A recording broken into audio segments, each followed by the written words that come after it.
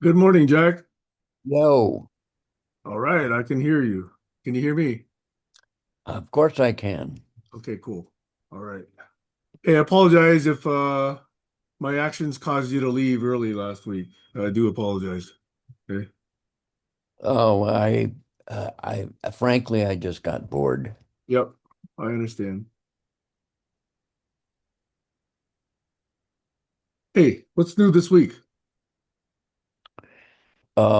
Jet lag is finally wearing off. Ah, okay. Hopefully it was a good week, right? Hopefully it was a good trip. Yes, it was. Yes. Were you able to partake of the beaches? Well, I can't partake of the beaches. I have a catheter poking out of my gut, so I can't go in the water. But Linda sure did. Yep, good. Hi, Barry. Hey, Bear. Morning. All righty. And we have, oh, meeting analytics. All right.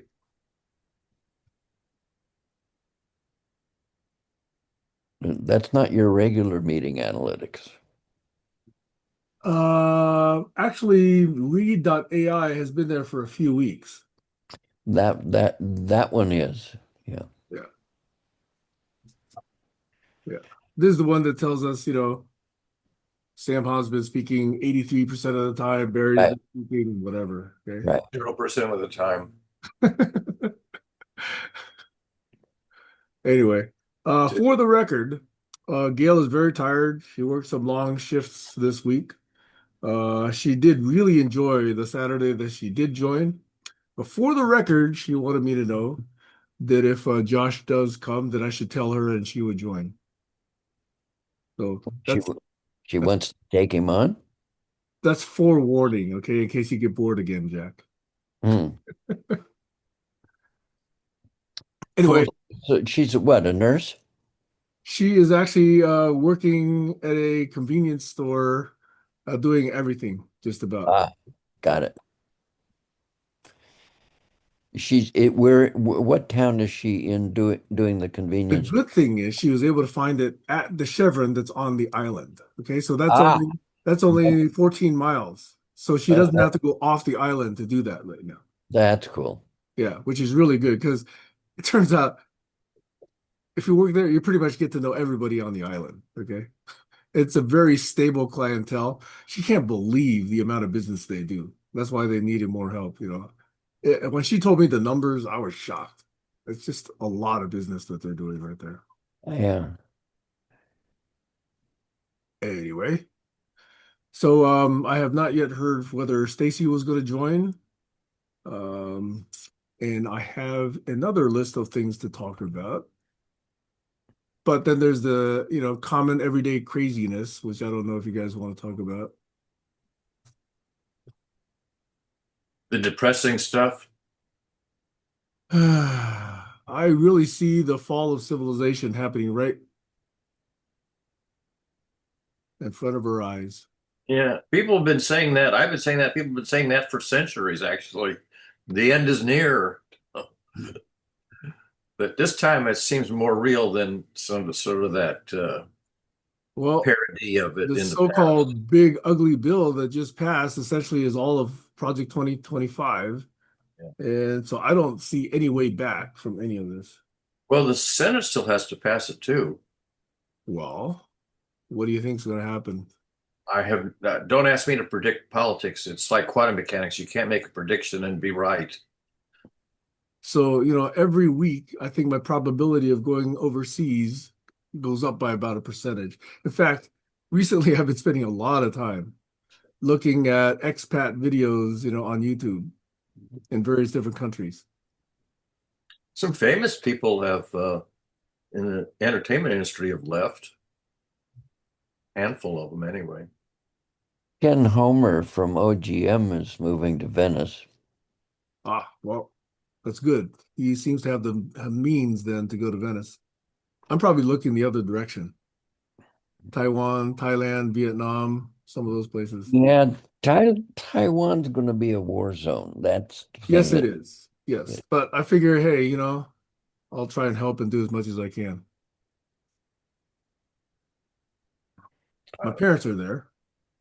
A big well, part of my your family's. parents, well, I thought your father was in Irvine. Yeah, but in November of 2023, um, he moved out. He and my mom both decided they wanted to spend their last, days in Taiwan. Oh, okay. So he turned his Irvine place into a rental, and my mom sold her condo in Hawaii. And so now they've got a place it's basically an apartment in Taiwan. in Tainan, Taiwan. Okay. And socially, they're busier than they've ever been. They got family visiting all the time. Well, that's People cool. from the U.S. coming to visit, so they go with them to the museums and to the common sites, and they go out to restaurants. They have a way busier social life than they've ever had.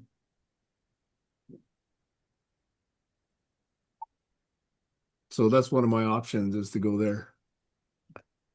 Well, that does make sense, though I'd hate to see you sitting in a war zone. Well, it's part of trying to do what I can for the country that birthed me. Yeah, I get that. Yeah. Actually, for the mother who birthed me in the country where it happened. Sorry. Here's Ghostly Heiner. That's right. Du I'm bist not recht. here. Du I'm bist just recht. observing. Well, yeah. Well, the tree is beautiful. That's Schrodinger's cat. Schrodinger's Heiner. Yeah, is the tree alive or dead? You don't know until you look at it. Yeah, and we've been looking at it, so it might be dead. Hey, Speaking of which, just yesterday there was a new episode of World Science Festival with Brian Greene, and this time his guest was Tim Maudlin, who was is it fair to say controversial? I don't know. He's a big proponent of Bell's theorem, which I think is baloney, but he's a philosopher of science who makes his living by hawking Bell's theorem.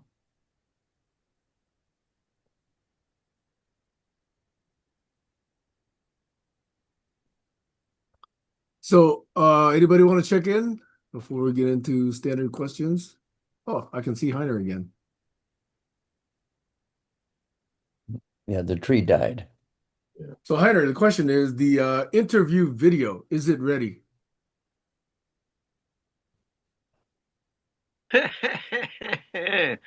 What I did was a rehearsal, and my friend and my colleague from Nigeria, she's a very able and very whatever person, but she did not do the cutting because it's me with a tree and me as a shadow and me under the green screen. You see, now I have a green screen, all very easy.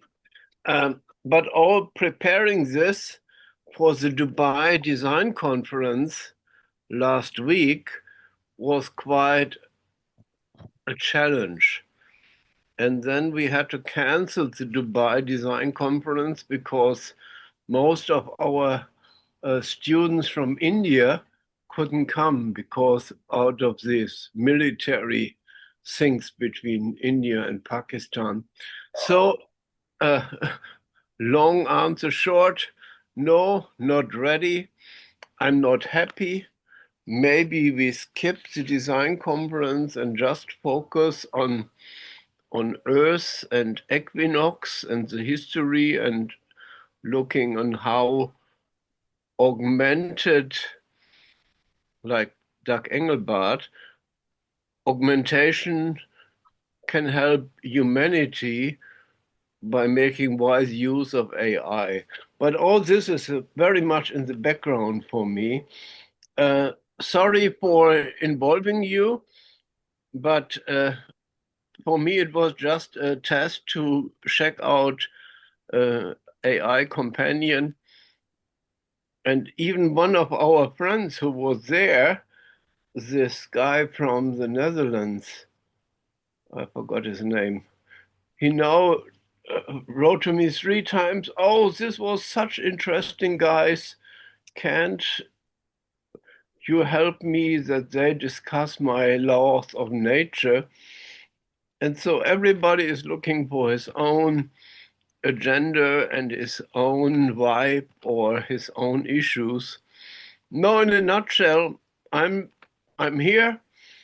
I want to listen, and I have no answers. Questions are better, in my view. Yeah, and the big question is why can't we come up with answers that actually work? Not just on paper, but in real life. So what's the answer? The answer is I have no clue why we're failing so miserably. Well, I think Only we all math have are failing clues. so miserably. No, no, Barry, you have clues. We all have clues. Well, I guess the clue is that politicians provide an impenetrable wall against which we can't penetrate. Yeah, but they're only propped up because we have so many stupid people. Well, the root of the problem is we don't have enough smart people to solve our problems. And that's the issue that I've chosen to work with. Everybody talks about augmenting humans with smarter AI, and they forget that the smarter AI is going to make the humans dumber. Yeah. And we have to start doing things that enable humans to figure out how to be smarter without telling them. No mansplaining, none of that shit. Just get them to figure it out for themselves. And what is the ecosystem for doing that? That's what I'm working on. So, My Jack, were colleague, you around when I made the claim AI is the new India? I didn't hear that one. I don't know. So, in my view, AI is the new India. Because what did India do? It instigated a brain drain. And we're having a brain drain now because people are now basically delegating all their thinking to AI.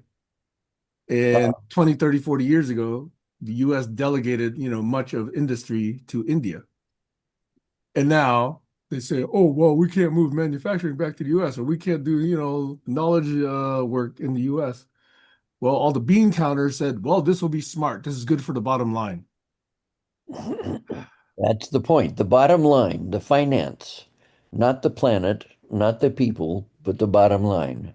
And, it's part of Project 2025? All the national parks are now going to get chopped down and, they're going to be sold to all these companies that now want to monetize all the national parks. Exactly. It's a pretty dramatic shift that happened. Speaking of which, what do you guys make of this book about Biden? oh, I haven't heard well, much about it. yeah, I've listened to Jake Tapper being interviewed 3 or 4 times on public radio.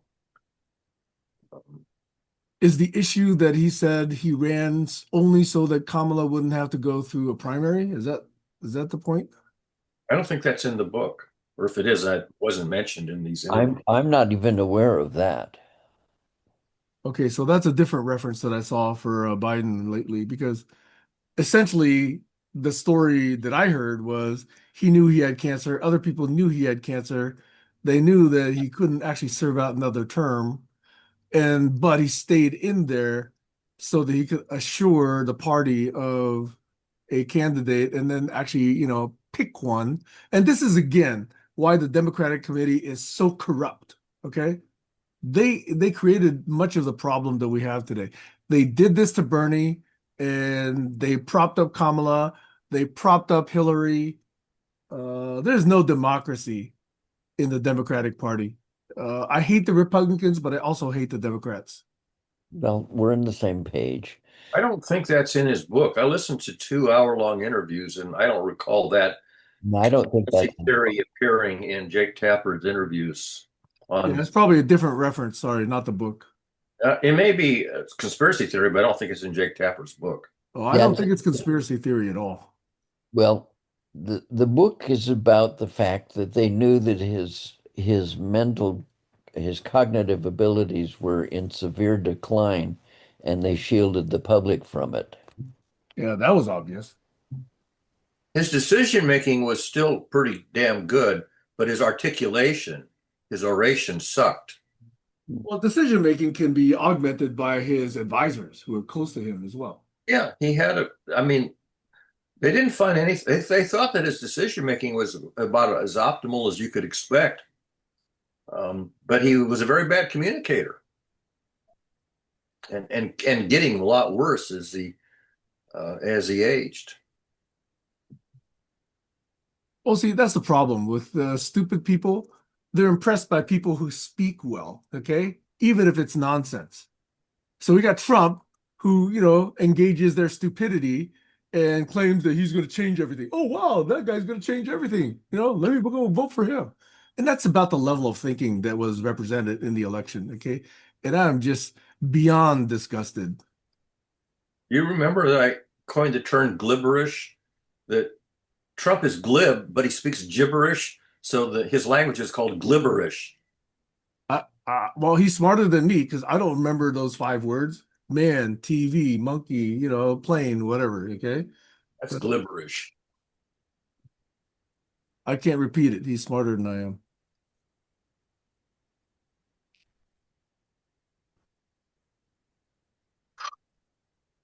Are we blowing off steam until we talk about something serious? Uh, I think we've covered the Biden Trump thing. I still don't know what was revealed in the book, though. So what were you talking about? Hey, Stacy. Hello.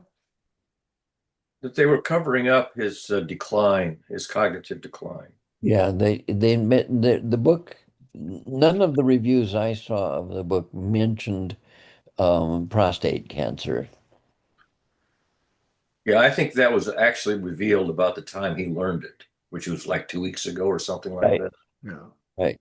So I think what I saw that I just talked about here was a interview in I forget the network, but I think the interview was hinting, and more than just hinting, at the fact that he stayed in the race long enough so that they could prop up Kamala when he finally had to back off. Again, I don't have the proof for that. I just have one incident that reported it.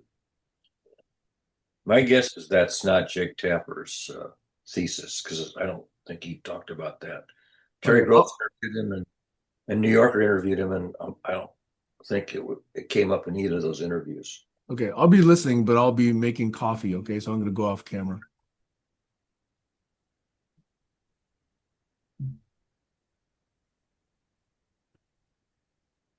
Stacy, what's new this week? I just woke up. I fell asleep waiting for the call. I've been up for a long time. Um, I'm making coffee too, catching my bearings. Yeah.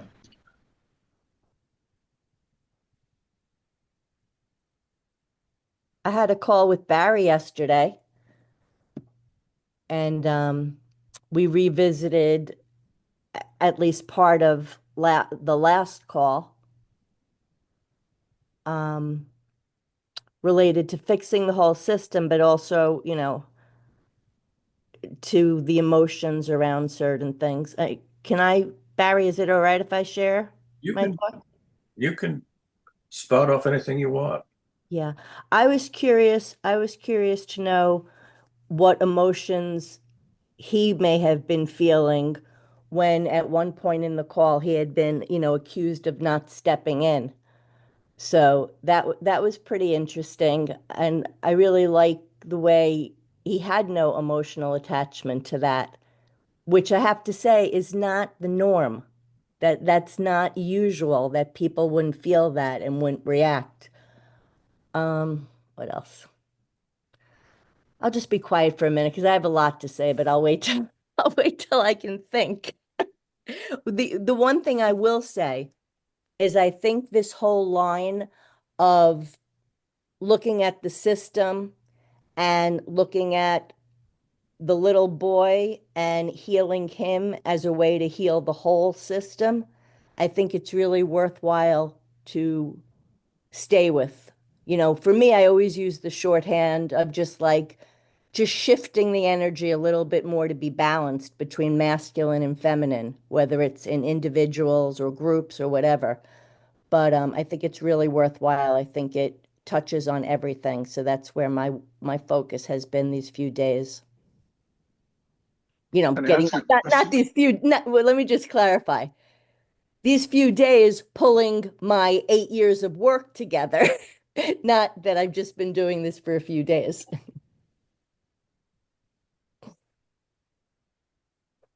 Question? Huh? May I ask a question? Yes, of course. Yeah, I think the identification of little boys to start with is an excellent one. I really, really agree with you. And in that respect, I kind of wish I had done more with Nick. I have one son and two daughters. Okay. And too often I heard at school and other places, oh, he only does that because he likes you. That kind of standard commentary to girls about boys and how they do things that are not polite. But I also think, who's in the playground? Unfortunately, it's not really the dads, it's the moms. It's usually the moms overseeing the playgrounds. And the moms are not identifying that as a teaching moment, teaching opportunity. So I think that, the focus on the little boys is excellent. I think to me, there's also something to be done about the enabling moms, the moms that are aware that their men are, let's say, propagating the patriarchy and propagating the misogyny, and yet they seem to be okay with that. And that is a huge question for me. I really, really, I mean, not really. I mean, I understand the social dynamics of that, but why wouldn't that be another excellent trim tab over? I absolutely agree. That's actually the step I'm on now. That to me is key because I mean, I shared this with Doug on Friday. The toxic male is balanced by the toxic feminine. I mean, the two go together. So, yes, you do have to it's such a complicated subject, but yes, I think all of those emotions, we need to point out how any emotion has a healthy positive and an unhealthy negative, and it's an equation between those things. So I agree with you. I'll just share, I'm in that one, I have this one Facebook group that's local, and I always say it's the toxic cesspool. Well, today I put something in very sweet, really, about bullying. And I didn't look because I just woke up, but after an hour, and this was like 7 o'clock in the morning, there were like 40 people responding to it. And most of them are Republican women. And it was a place that we could really meet because it was about bullying. And it just, yes, yes, yes, and yes. Great place to start. Were they supporting what you were posting or were they objecting to it? No, they were totally supporting it. Here's what I can tell you. So, as you know, my mother is a MAGA woman. She's got a great heart. I understand how her dysfunction leads her to look to somebody like Trump and think he's ready to protect her, because I know what her background is. I had read her something that I've written that I'm just waiting for a graphic to be able to post it. And her answer to me was, "That's great. That really makes you think. The whole time you were reading, I was thinking, what would I do?" And I think that that's the place to start. I think that we should be looking at adults as if they were children and recognizing that they are all her children. and start with that tone. Yeah, I have so many questions, but welcome, Kayla. Glad you're back. But let me step Kayla. back because I've been doing a lot of talking. So Me let's let too. somebody else talk for a while.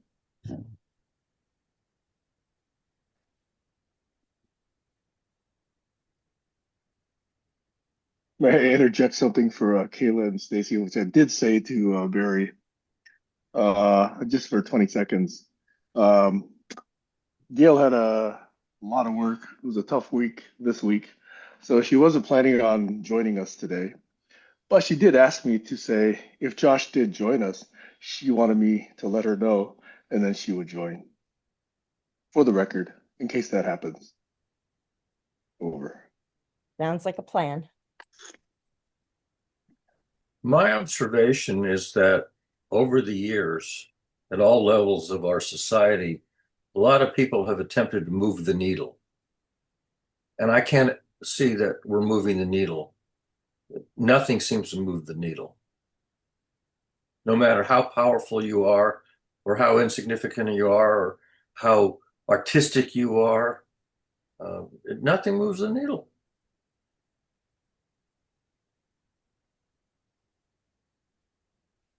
What movement of the needle were you looking for? Because there's certainly been lots of other needles that have moved. Towards the advance of civilization. Yeah, well, again, that's arguable. Well, that's why the needle doesn't move. People argue it and they don't actually move the needle. They just argue whether it's moving or not. Well, it's And arguable because there are multiple dimensions. Sorry, Stacey. that's okay. I didn't know if you could see my hand up there. Because what Barry was saying about moving the needle is what I kept saying to him. I think the reason it hasn't moved the needle is because of that slightly less ability of women to be able to interject what they believe. I mean, it took, working with Kayla and Josh and the conflict to bring us to where we are now. And we see these, at least we have an idea of where something's off balance. I personally believe if we correct the balance, that will move the needle. Jack. So my observation is that the needle isn't a needle at all. It's a pendulum. Yeah, exactly. And it swings one way for quite a while, and whoever's in control pisses everybody else off. And and Yep. and you know, it's my prayer to the Almighty that if we could just have, a couple of seasons of moderate behavior, moderate, logical, clear-headed behavior, um, how many people would we piss off at that time? But when the left gets in office, they occasionally piss off the right, and when the right gets in office, they piss off the left, and it's just a gigantic fucking pendulum, and and I think that we need it's not a bunch of moving needles. It's getting a hold of a very heavy pendulum and putting a damper on it, a shock absorber on it. Trim tabs might play a role in the dampers. Over. I'm going to say again, if I could share a quick story of something that happened in another call, because I want to say it's not right or left. It's it it's about men being in power. I don't know how else to say it. If I could just share a story on another call, it was the OGM call, and it was really a nice moment. We had this call, and this one person came on, and he shared it was vulnerable for him, but he shared about what he'd really like to do in his heart of hearts. And he said, I'm almost embarrassed to say what it is. And he said what it was. It was like a joy facilitator or whatever it was. The point is that all the men in the group, there did happen to be another woman there beside myself, but all the men in the group, all of the sudden, were so supportive and willing to help him, which was great because one of my complaints had always been that there isn't enough support given to members when they need help. That being said, well, there were a few things that was interesting. He used a title that when he said the title, there was recognition for me. I was like, "Oh my goodness, that's me." Like that's what I've been doing with my life. So I put in the chat, "Can I use those words?" Now I was just doing it to be respectful and to get his opinion. And one of the other members typed in, "Don't you think you should wait until he gets it off the ground?" And I was like, what? Like, these are words. So then he answered me and he said, "Of course you can." And I went and I told the other guy, "I never asked you. I was asking this guy for his opinion. I wasn't asking you for yours." And maybe it's not clear in the story, so let me clarify that this particular person, the one that told me I should wait for permission to use the words that I wanted to use, I felt has never been supportive. I have never felt recognized by this person. For him to jump in to defend somebody else's ownership of words, that alone struck me. But the other thing is, I've had things that I've wanted to do where I could use support. I have a piece that I wrote and I'm just waiting for a graphic. That's not something easy for me to do. Finally, my friend in Japan sent me something. But it would be nice if women had the same amount of support in these mostly male-dominated groups as other men do. And they don't, which is probably why they don't come. Over.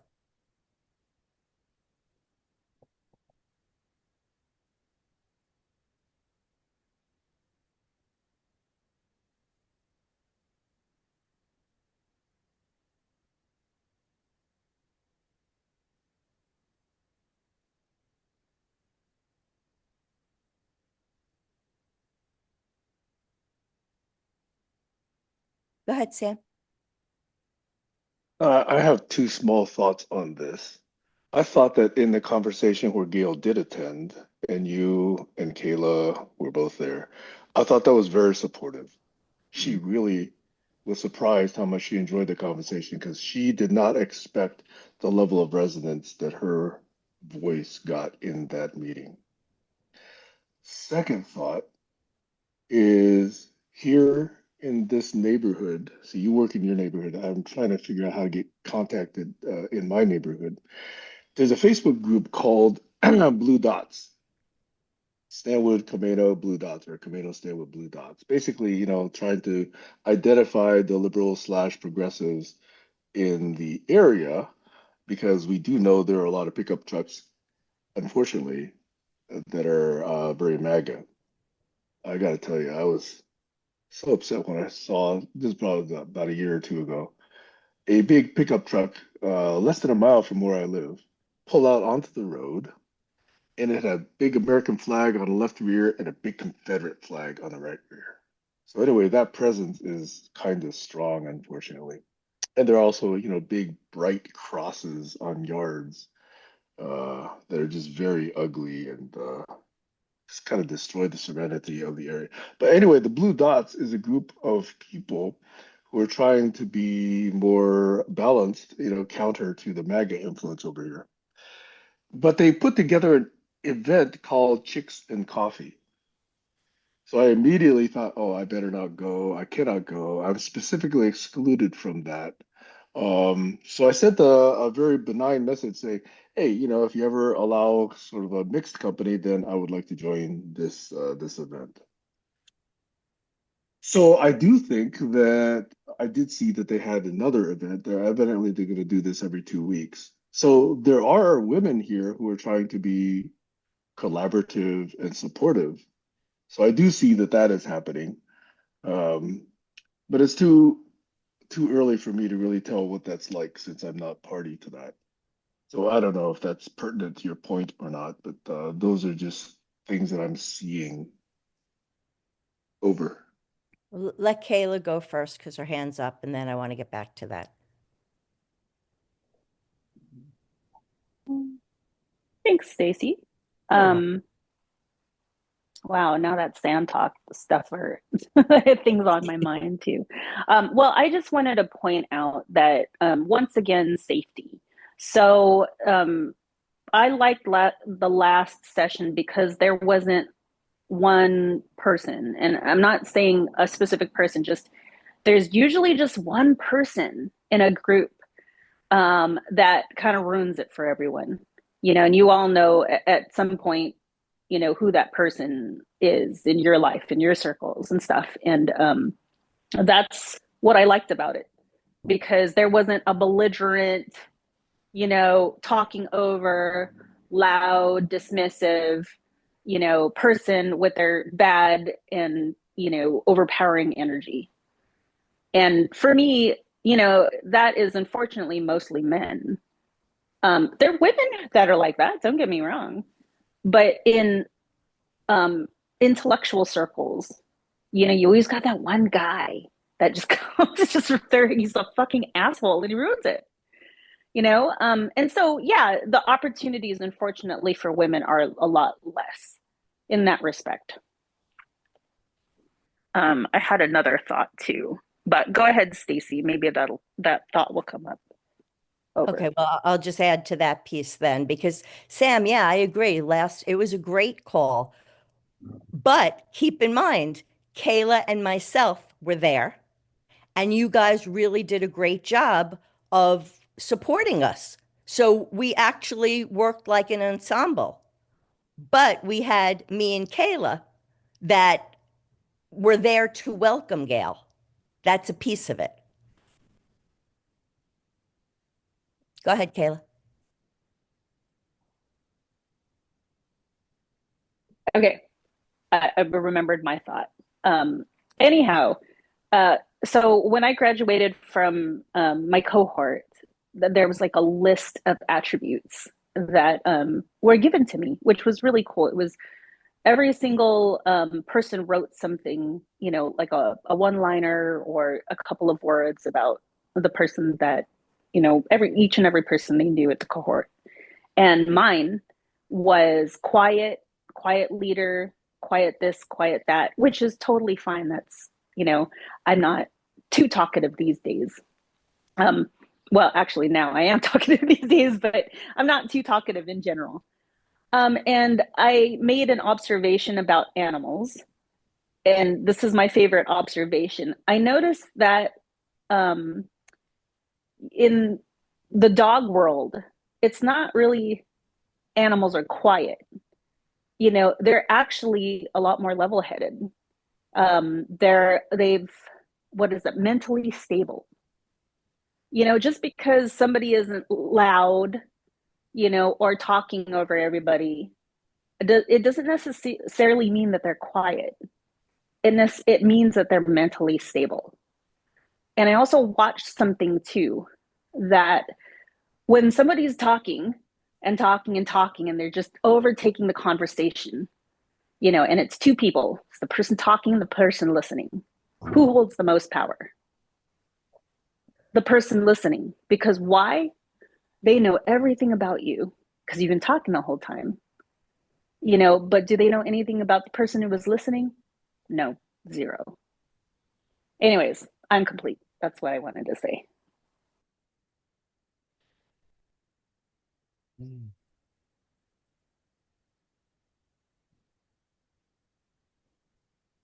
I can't help but point out that the whole idea of men not listening is sort of a meme in itself for a reason.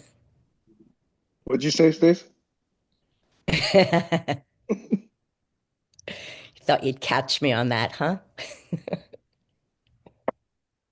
I didn't understand.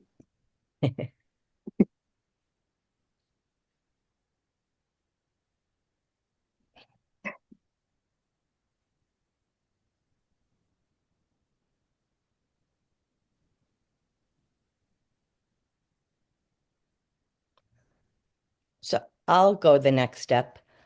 Um, while Kayla and Gail focused on physical safety, I brought out how for me it was about reclaiming my space or bringing myself into a circle and feeling that I'm entitled to that space. So again, I do things in real time. I do my learning in real time because I experience it, I observe what's happening to me on an emotional level, and then I record it. So that's sort of what happened in the call that I told you about before. And it was interesting because while we were having the conversation in the beginning, I had asked a question on the OGM list, which was a really good question. It got a lot of feedback, and it was basically asking if I wanted people's opinions. I really wanted a yes or a no, so that then I could go into the further discussion. But the question was, do you think that you need, I don't remember exactly how I worded it, but it was, is it necessary to have emotions? Wait, in order to perceptualize properly. And I explained that I was using the word perceptualize in the opposite direction. So normally perceptualize would mean to take ideas and to put them into form. I was thinking of it from almost like the way a computer would be. And I was thinking about, do you need emotions in order to use your senses properly to paint a picture?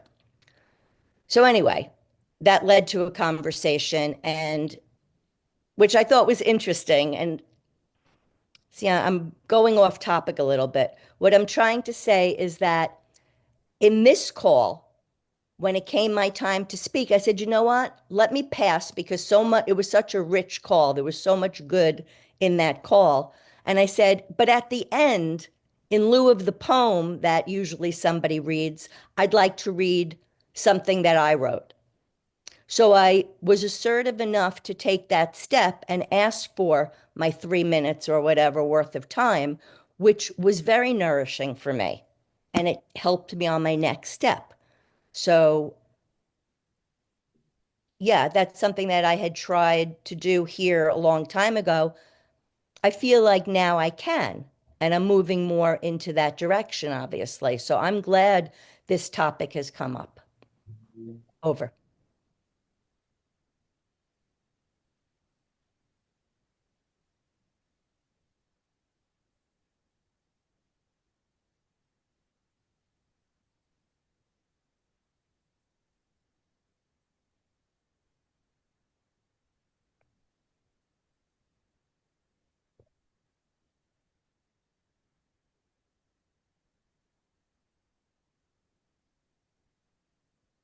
I'll just say I focus on words, and I shared with Barry some like this idea, like let's say we were writing a children's book, the idea of words being vehicles that carry energy and how important it is. Like the word white came out, which is funny because I noticed in listening to a recording with myself, I just called white a word. White is a color.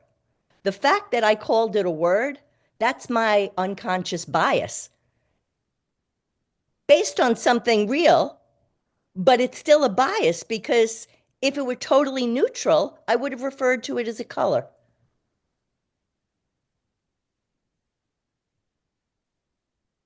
Over.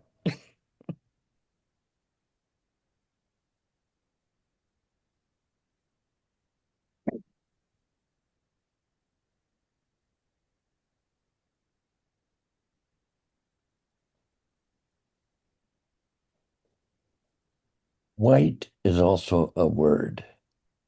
It's a concept. Put it in front of the word noise, and you're not talking color anymore. You're talking a particular kind of background sound. Barry would know all about that.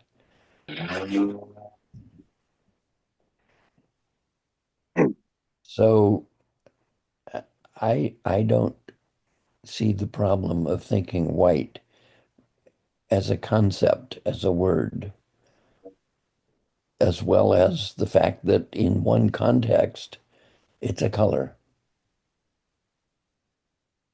Over. So if I could answer that, Sam, I'm sorry, let me just answer that.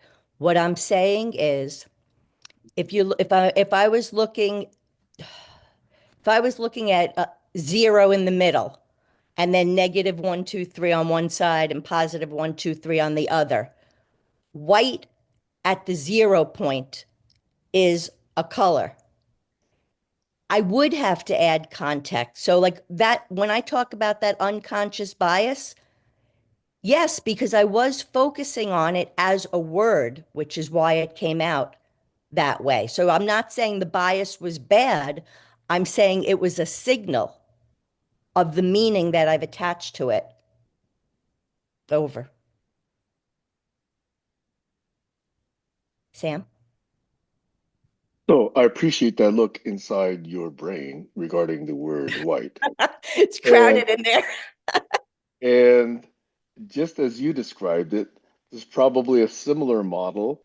Maybe it's not just a line, maybe it's a plane, maybe it's a surface, maybe it's a 3D, et cetera, inside Barry's or inside Heiner's, inside mine, inside Kayla's, inside Jack's, inside everybody's got their own different view of association with various different words. Jack is very familiar with this, so is Barry.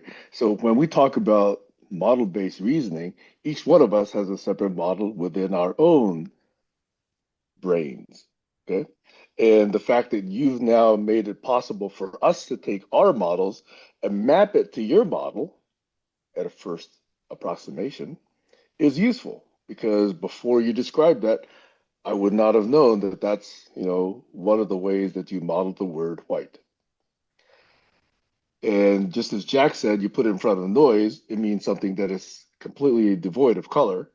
You put it in front of space, and it means something in a lexical context. So, these things, that's why there's multiple definitions for every set of characters in a dictionary. They have different contexts, and in those contexts, they have different meanings. And each brain is a separate context. And so we have conversation of multiple different people, each of whom own at least, 0 or 1 brain. Then we have different models in play in those conversations. And that's the fascinating thing about communication. Who was it that said, the biggest miscommunication of communication is that we ever think it ever happens? Sorry, I mangled that one. Who said that? Somebody said that. Somebody smart said that. So I think that this use of words is crucial. Words are approximations for us to get at ideas. And these ideas are individualized because they have certain meaning within each of our brains. And that's what's hard to tease out when you just go to a dictionary and assume that the dictionary applies in every case. That is, I think, one of the biggest problems in communication. Over. So when we did that exercise where you had us like fill out, I forgot, what was it called? What was that? What did you call it? Where we wrote what a word meant to us? Remember we did that exercise? I did that exercise? Yeah, you have a Google Doc where we filled out certain things, but Oh, it was a set of behaviors. It was a spreadsheet. Is no, that not what the you were referring behavior to? one. No, no, we were doing like a joint dictionary or something Oh, about right. The glossary. The the glossary. glossary. Yes, that's right. That's And right. And the issue that I had is that we didn't do step 2, which was to work together to come to one. After looking at everybody's separate ones, I wanted to come together and find one.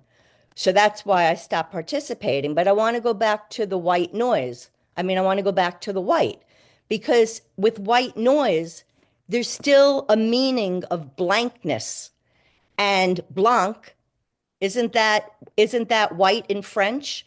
Like I'm just saying there may be more of a connection than we realize, and it's worth it to take a closer look at words. And Barry's not following because I know he can't listen well, but he would probably have something to add about the word blank or blanc or white Yeah, even. it's the opposite in English or in engineering. White noise means all colors are present in equal amounts. Blanc means nothing's present. So the term white has a completely different meaning to a scientist than it does to a layperson. Literally, white means all colors are present. Wow. You That's split up a white light into the rainbow. wow. That just exemplifies it all. That's our problem right there. Yeah. If you think like a scientist, you get a completely different understanding of what the word means. And that's why I'm focused on language, because somehow I think we need to figure out a new blend. Well, spoken languages suck. Jack? I am fascinated that Stacy would admit that she wanted to drive for a singular definition of a word. I don't think it's possible. There's no single ontology that satisfies everybody's worldviews. There's no single model that represents everybody's worldviews. We all have our own models, and our models are made through our own personal experience, not through, I can't, I never walked in Stacy's shoes, so I don't see the world the way she does, and I don't expect her to see the world the way I do. What I'm interested in is federating worldviews and federating ontologies so that we all know the mappings between our worldviews as a way of better understanding each other rather than saying, oh, well, you're just crazy. We have to get to the point where we understand where each other is coming from. And that's the whole point of Bohmian dialogues. So uh, there's there's there there's a lot to unbundle. Over. Yes, if I could just answer real quick, Heiner, before we move on. I'm talking about certain words. So, for example, on last week's call, the word equal was used. And I made my case for why equal was not the right word to use. So I'm not talking about every word, but I'm talking about within a working group. The working group should agree with the word they use, but it's not even the agreement, it's the conversation or the arguments for or against, or putting in all the nuances and why people think that way, and then deciding together how and when to use the word is what I'm talking about. I'm not talking about legislating language, but I'm talking about better understanding what it means to everyone in the room and then agreeing on how it will be used in the room. Over. Heiner.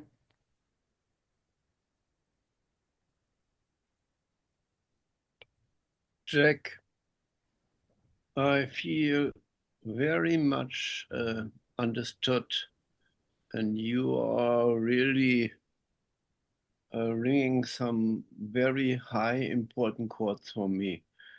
It is not just who in which position understands in which culture or language what, but how can we share it? And this is what we have in other discussions presently on how can AI help us come to a common frame of understanding or augmenting whatever the human intellect or shared intellect might be. So this is actually what I'm struggling with since very, very, very long on how to put out where we are, our positionality, our perspectivity, our framing, and have as an extra view negotiate and not right and wrong and having the final solution, what a certain context or story or word means, but to have an extra eye or an extra situation to see, oh, what is the context? Where are we coming from? This all is just word. I'm trying since 30 years and I'm not getting anywhere. But trying to embody and visualizing in my cognitive panorama or common frames of references I was building. So I'm not using words here. I'm using models and shared models, negotiated models, and not for the truth, but like a map, using shared models to really see, oh, what are the ends? What are the lenses? What are the terminologies being used? Anyway, I feel very much understood by you. Maybe you understand it or use your words only intuitively, but I very much resonate.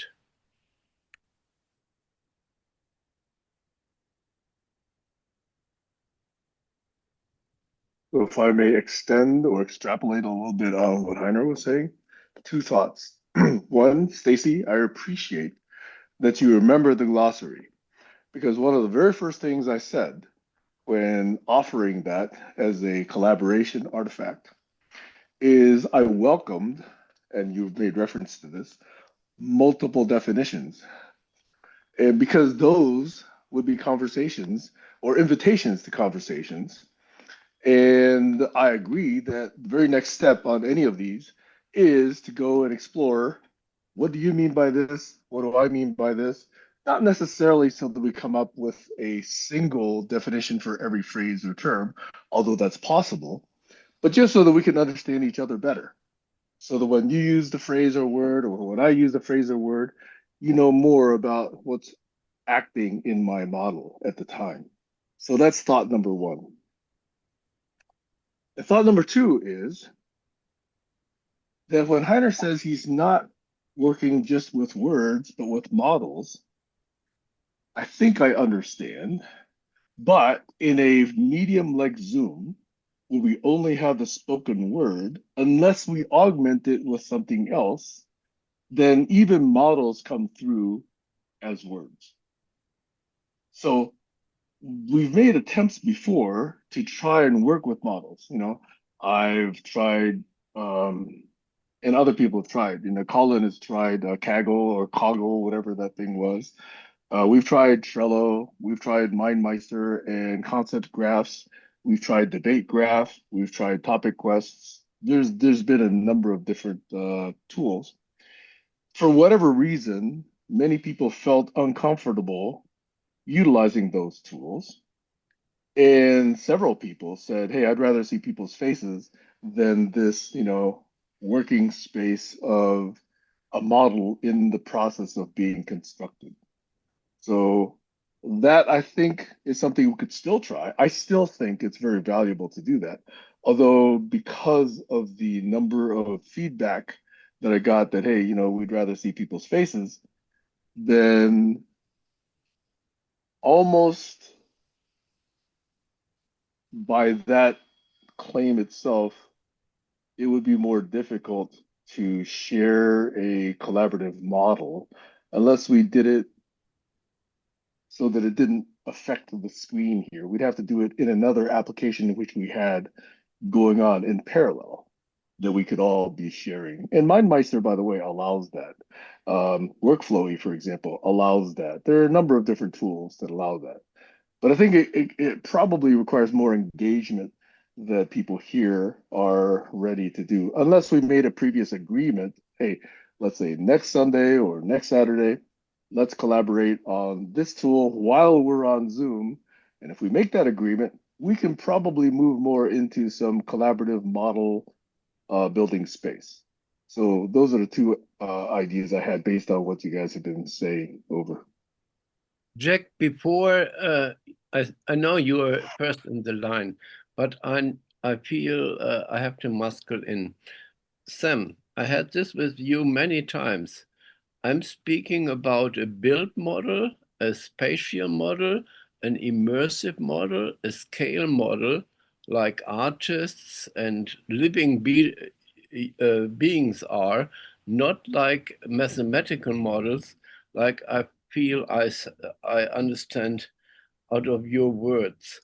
And second, more like an anecdote, when I was speaking, Zoom, whatever AI helper, questioned me, please confirm the language you are using. That somehow implies this AI tool understood I'm not speaking proper English. And this is really, for me, a very interesting hint that we are going into the fidelity of meaning. So I think it's a very interesting journey we are on here. All right, go ahead, Jack. Then I have a response to Heiner. No, you go ahead and respond to Heiner, and then I'll come in. Okay, Heiner, it's interesting to me that you assume that I'm talking about only mathematical models and not artistic models. Okay, I would say that's um, debatable and correctable. I'll just leave it at that.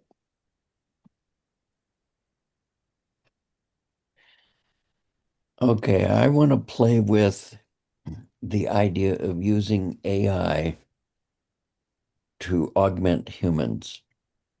And I have a couple of stories. Um, so I'm a pilot, flew for thousands of hours in little airplanes and gliders, and developed a lot of map reading skills and a lot of terrain reading skills and basically geophysical reading skills that people, ordinary people, don't necessarily get.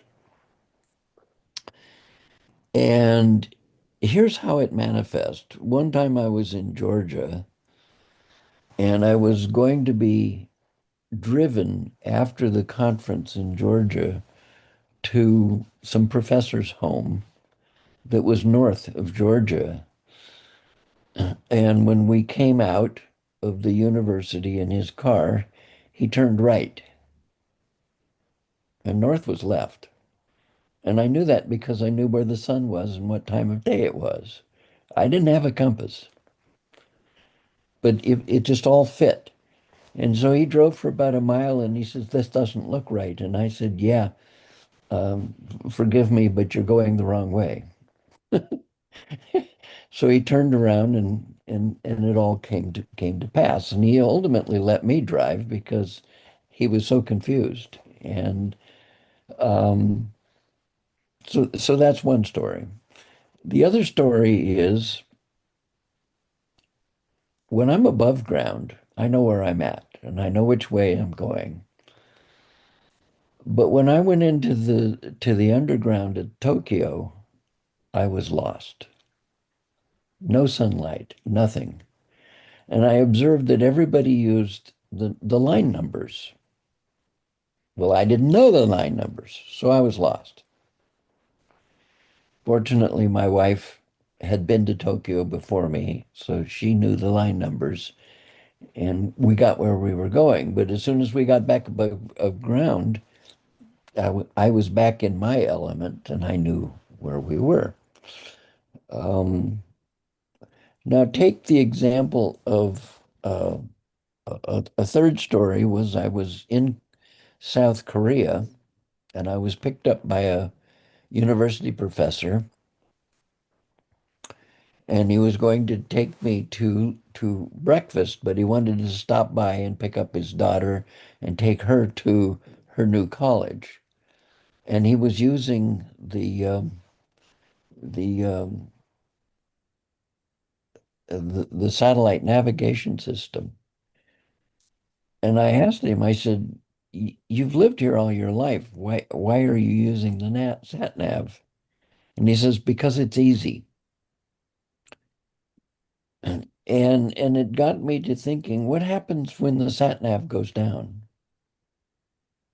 You've surrendered that whole mental, that whole that whole bit of meat in your head. You've surrendered it to an alternative. So if you take the idea of relying on an AI companion to coach you through some difficult situation, what happens when the electricity goes down, or they cut you off, or you didn't pay your bill or whatever, and you're not being coached for your next big issue? Um, I think we need to be very careful how we think about using AI in the augmentation phase. It's one thing to have an AI run a whole shitload of calculations and tell you that you really need a curved spline here instead of a linear line, blah blah blah, and help you with your blueprints for the next airplane. You know, the Boeing 777, 777 was one of the first designed using a relational language invented by none other than Steve Newcomb, the inventor of topic maps. Um, the and that's augmenting humans because they can always go back to their slide rules and they can continue doing the way they did during World War II. So what? But if you give up your ability to do critical thinking and let an AI help you catch your errors instead of thinking it through carefully yourself, it's a little bit like, going underground and losing your bearings. That's my thought.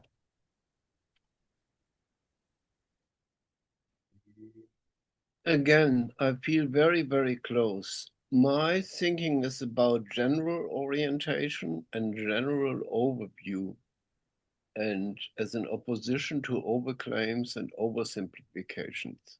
All this was written more than 30 years ago. How do we use different navigational systems? Or you just mentioned the slide ruler or the gyro and not just having the compass. All this is where I feel a collective, controlled, transparent help might need us or might be needed. This negative things like when the reference paradigm breaks down, or when there is no sun anymore, or I had similar experiences in Tokyo, and I tried to get orientation in the day, but then it was suddenly night. And so all my frames of references and orientation and navigation paradigms didn't work. And I didn't had a mobile phone at that time, or there was no internet. So anyway, I feel under pilots, I'm more a conceptual pilot, more like a Lotse, we say in German. I feel this experience we need to tell. I'm in various groups like saying, we now use AI for our augmentation. And then we give it all in whatever dubious God's hands. But to have a slide ruler to say, as a double check, are the dimensions right? Are the quantities right? Is it 10 power 2 or 10 power 5? All this we have to train. And this is, I think, what we are trying to do in vocational training, to really have technical people having something like practical connection to real world, and not just a large language model who is just a hallucination and not just hallucination, what might be there?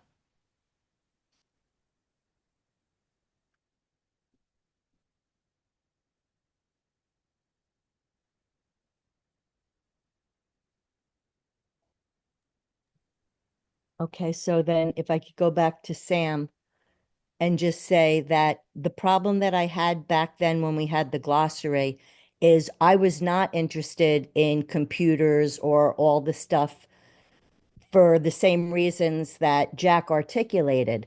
So for me to be in that group, it would have really fed me to have had a conversation like the next day, not years later.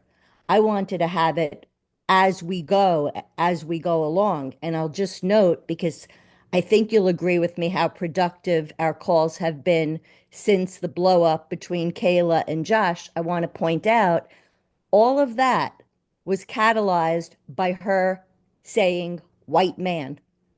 So I'm much more about wanting those discoveries to come through conversations with people.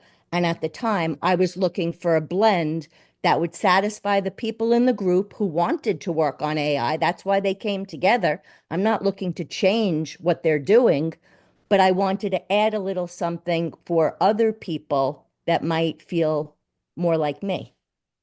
Over. Okay. I do find it interesting that you thought that that discussion of phrases and glossary terms was for computer people. Oh, there was no implication, at least in my mind, that that was the case. We just had to put it somewhere where all of us could get to it, and that's why it was in Google Sheets. But that's about as far as it got to being computerized. We could have sent paper to each other. We could have sent email to each other. That would also have been online. But no, there was no implication that that was going to be, in a sense, automated by software. It was really intended for us to be very explicit with each other as humans that we had different meanings for the same terms. Over. But Sam, by nature of who was in the group at the time, you, Colin, and Joshua, your interests were coming from the technology side. So just the flavor of the group changes because of the people present at the moment. All I'm saying is, in me, there was no such strong implication. It was for human to human conversation and dialogue.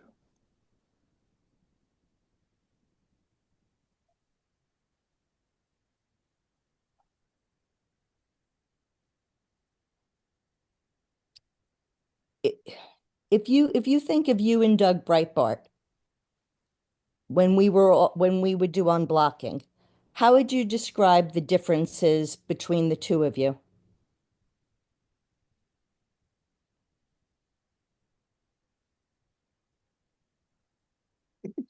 There's quite a few.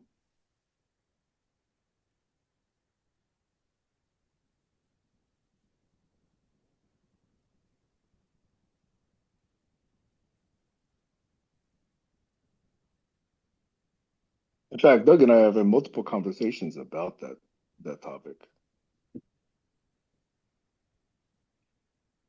So would you like to know how I would separate the two of you? Sure. For me, your energy feels more like technical and brain, like mind. So you're more in the mind and he's more in the heart, just to put it simply. And I'm just throwing out those words. I don't mean it exactly. You're both a blend of both of those things. But if I had to separate you and put you each on a different path, you would be one that's more focused from the mind, and he would be someone who's starting from the heart. And they're both I get that important. that's I get that that's the way you see it. Yes. You Yeah. don't see it that way? No. Didn't Doug start with a background in the law initially. Yes. Yes. Yes. And the law is not in the heart. The law is in power and rules and coercion. And I think he had an epiphany and moved away from his early training in the law, that he found it wanting. Exactly.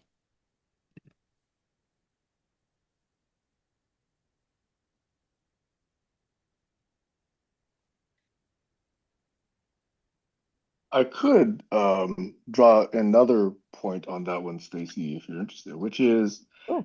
since you are very interested in words, I like to understand what people mean by certain words. Okay. And that's exactly why I put the glossary together, is to see if we can have those conversations and have those clarification opportunities. So that's point number one. Point number two is I do like to observe when those words are used in different contexts and really see how that maps to the meaning that was implied. So a lot of my questions are driven that way. And yes, I do agree that that's in part due to some mathematical training, because I do use mathematics in its rigor to really understand ideas and words and usage and context. But what you don't see is I don't come to these conversations and talk much about the Tao. I don't talk much about, Tai Chi. I don't talk about spirituality. I do think a lot about all those things,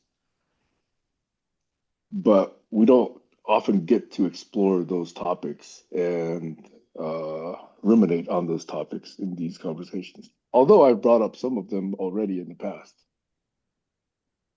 So I do think it's interesting that you think that way about Doug and me.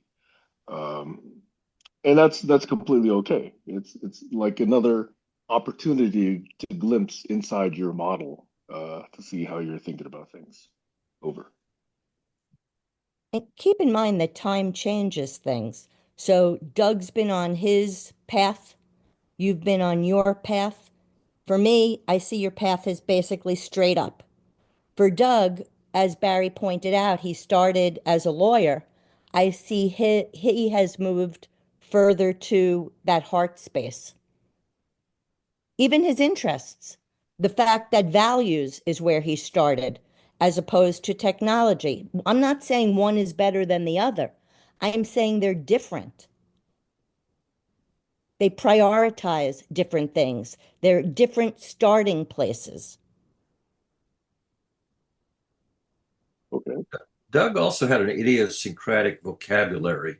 They called it Doug speak or something to that effect. And he used a collection of words uniquely to him and to nobody else. And that's sort of one of the reasons why you would need a set of definitions, because he used words in a very idiosyncratic way that I found like, what, I don't recognize that vocabulary terminology. Right. I recognize it as Doug's way, but nobody else's. So I speak Doug speak. And to Jack's earlier point, I'm not advocating for changing a language. I think what I'm really trying to suggest is figure out which people speak which languages and organize them that way as a starting point.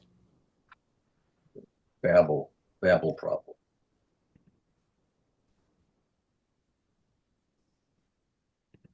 It is the modern Tower of Babel, yes. Well, you see, I love Doug Breitbart very much, and I miss him here very much.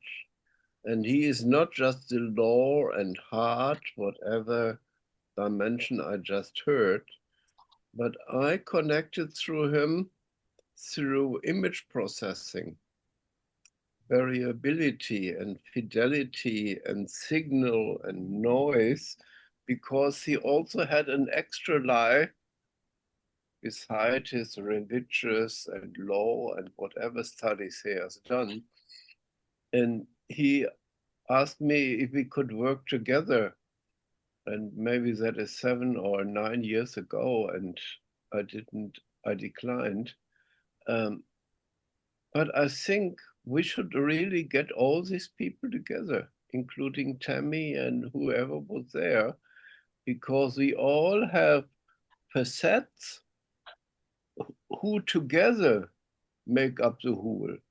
I feel we are here more and more again in our little scenario or comedy where it really needs the accommodation of other mindsets and languaging, and not that something like an AI companion tells me, are you really sure you're speaking English? So, I mean, we have to really get to an extra level to see what connects us in the deep. By the way, Zoom asks me every week, what language? And yet last week it switched it switched Sam into Arabic for some crazy reason. I'd be more upset by that. That I have second. no idea why he thought Sam was speaking Arabic, and it was printing an Arabic translation. Hoy nagwa kong Taiwan way, they don't tiabo. Agwa tango Taiwan way. Anyway, yeah, it's annoying to keep telling it. No, English. It's always English. It's my only. It's my only. Kayla's back. Oh, Hey.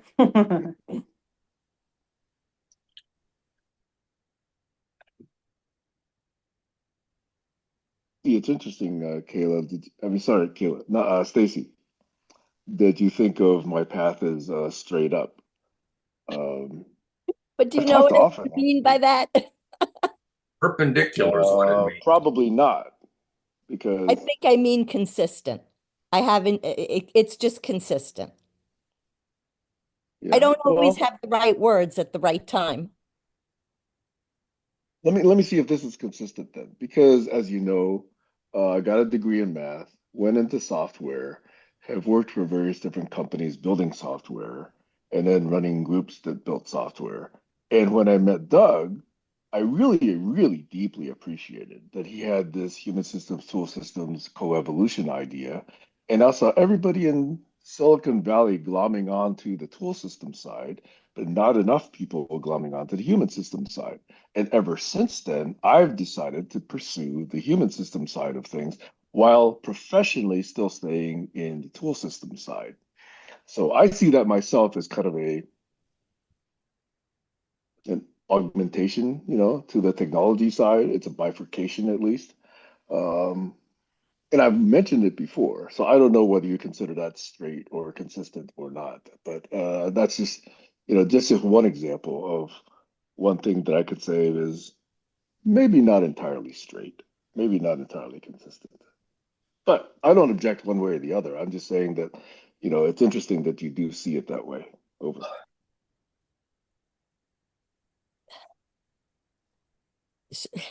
I'm trying to.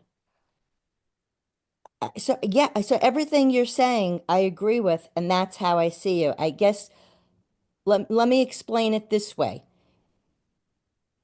So, if you and Doug were in a circle and you were back to back, you're each seeing a different piece, but your backs are connected. All I was trying to say when I made those two comparisons is that you were each standing at a different place, looking at the same thing, but you still both have all of it there. It's just you've each chosen to stand at a different point. And he's coming from the human point, looking towards the technology side, and you're coming from the technology side, looking towards the human side. That's all I meant. Okay. And I think his path has diverted more because after 8 years, he's totally like when we're on call, we're on our Friday call is a radical call, which it's all about emergence, all about the human. We don't need money, we don't need anything. It's just about kids and living. And that's where I want to stay.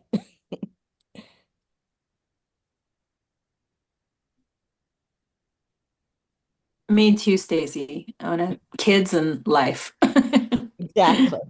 and dogs. Exactly. And cats. Dogs All and the cats don't whole speak. animal kingdom. Exactly. Dogs and cats communicate non-verbally. Yeah. And let's not leave out the rocks and the waters, like everything.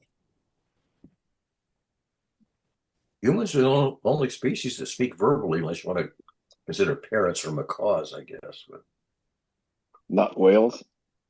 well, I mean, whales make clicking sounds or musical sounds, but that's music. You don't consider music verbal, do you?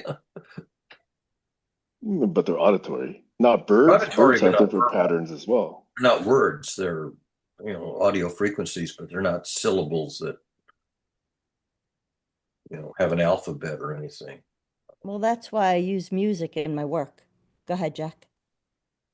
I'm not so sure music can't have narrative. Yeah, you can tell a story. There's music that's basically accompanies the story, and you can sort of eke out the story by listening to the music.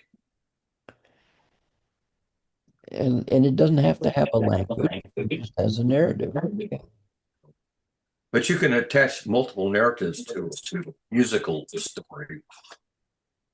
Music is a language. Yeah. No, It's a- but what Barry said, you could have multiple within music, and that's what's so great about it.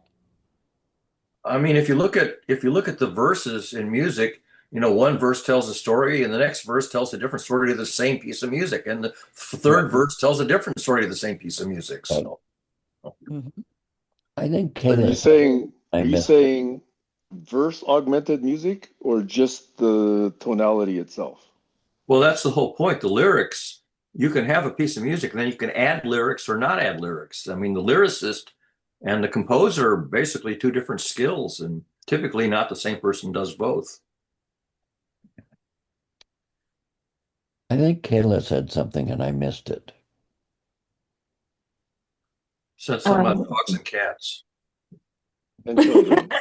I can go on and on about dogs and nonverbal and, communication. and children. Yeah, Kayla posted a very good video this past week on that. Oh yes, the alpha and his the way of communicating with the pack. That was really cool. Yeah. I watched that a dozen times and sent it to everyone I knew. Control freak, the alpha control freak. What were you going to say something else though? No, I was walking and I had a thought. Wouldn't it be cool to have some sort of a movie? And it's probably been done. I just don't know because I don't watch these kinds of movies, but from a dog's point of view, I mean, like why a dog would bite a kid, what type of cues it gave before it bit, and how we just don't see that, and how everything's all misunderstood. And then now that dog has to go to a pound, and then he gets rescued by, I don't know, somebody in Alaska and lives his best life mushing. But, like just different points of view and perspective, because I love nonverbal communication. I love that resonance. Yeah, I think that you can communicate through a song because of the feelings that it evokes. There's just something really deep and cellular and basic about emotions that evoke. And that is a type of communication too. Um, when I was in Hawaii and I swam with the dolphins, it was really cool to hear their verbal communication, which wasn't very much, but a lot more than most, animals that I've been around. But also their nonverbal communication, the way they look at you, the way their body is positioned, how they relax. I mean, I think that it's just so beautiful. And it's too bad that we're so human centric and surrounded by, oh, we have to communicate this way. No, there's lots of ways to communicate. But that was my thought, and I'm done. That was a great thought, by the way. Thank you. You're welcome. Sam? Nonverbal is a very, very interesting, broad range of things to talk about, but I'm just going to talk about two instances, maybe three. Okay. And that is, I used to work a lot. And when I was working, at least for a few years, Zeus, my golden retriever, who's unfortunately now passed, would be spending a lot of time with Gail. So she would take him places, just as when I was, off work, I would take him wherever I went, literally everywhere I went. And as golden retrievers, you guys know I've revered golden retrievers for quite a while. I've only known him to growl 3 times in his entire life. And none of them was with me. They're all 3 times when he was with Gail. And someone was nearby or approached her, and he sensed something and growled. He's a very gentle dog. Golden retrievers are usually very, very gentle. But in those cases, that alerted Gail to possibly, become more aware of her surroundings, or it caused someone who was approaching to back off. And I think that's a very, very, very interesting symbiotic relationship between humans and dogs that's, I think, still under understood, misunderstood, under understood, not understood enough. Sorry, that's what I'm getting at. Okay.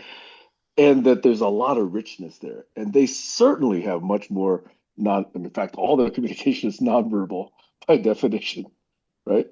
And yet there's so much there that they pick up that we have just no idea of. So I just want to relay that experience with Zeus and how he was kind of acting as an augmentation of Gale in those cases where he was able to signal something that she was unaware of.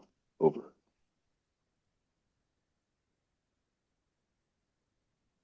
I wanted to ask Kayla, where did she swim with dolphins? In Hawaii, Where? on Kona and the Hilton Waikoloa And when were you there? in April. I was there last week.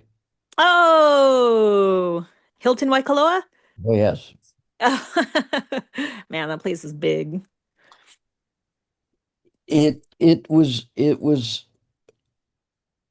originally built by a different hotel chain, and they went bust with it, so Hilton bought them out.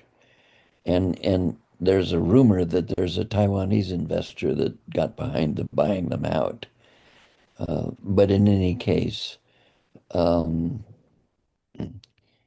as you know, you could walk a couple of miles just to go from one side to the other. And so it gets bad reviews from people with lots of little children because the children don't like walking so much. And for the rest of you, there's a little train that will take you from one side of the place to the other. And there's also a little boat that will take you from one side to the other. But it's a gigantic uh, resort facility right on the coast with a 12-foot Buddha sitting right out overlooking the ocean.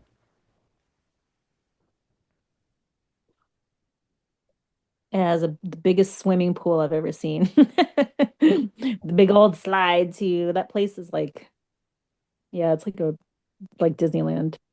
So are you part of the Hilton Resort group, or did you go on your own? No, I'm part of the Hilton group. But yeah, this was the first time I was in Hawaii and actually being a tourist. Um, Usually, well, I used to live there, and then when I go to Hawaii, it's, it was in the past for dance and friends, and that was it. So, yeah, living through a tourist lens is really interesting. But the benefits is I got to swim with dolphins. So, Well, you paid a hell of a lot of money to do it, but yeah, I sat on the shore and watched the kids swimming with dolphins. And by the way, it's not the way the old TV show about a dolphin where you get on their back and they ride them. It's nothing like that. When you swim with them, they are brought up to you by a handler and you're allowed to touch them, but it's not like you literally swim, go underwater with them. Yeah. Yeah. I had an enjoyable time with those dolphins. There's a little cafe bar thing at the sort of the east end of the pond where those dolphins swim, and there's a bridge. And if you stand on that bridge, you're in one of the holding pools for the dolphins. And all of the trainers were away, and the dolphins in that holding pool were getting anxious that they weren't getting, nobody was paying attention to them. Aw. So I mimicked some of the claps that the handlers use, and one of the dolphins popped his head up and took a look at me and swam over and stared at me for a while. And I thought, now that's fun. I actually got the thing's attention.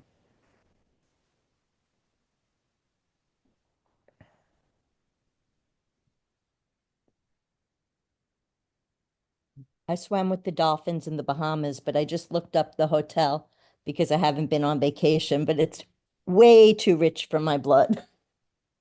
It's almost $400 a night. Yeah, well, the equivalent in San Francisco is about 3 or 4 times that. So you have to be very careful where you go. But yeah, this is the Big Island, and the Big Island is not Oahu. It's not a tourist trap. Although unfortunately, the Hiltons went and bought a lesser costly hotel chain, which suddenly flooded the Hilton resorts with people of lesser financial means. And so the Big Island is now more heavily populated than it had been in the past. I got it at a discount. Well, yet you can buy Hilton's on eBay as I understand it, but I think Sam's got a one of the Hilton things. Um, Well, I used to travel a lot for business, so I have about 600,000 Hilton points that I have to figure out how to use. Oh, Wow. hey. Hey! yeah, and my wife had it before we were married, and so in fact we got married on the beach just south of the Waikoloa village.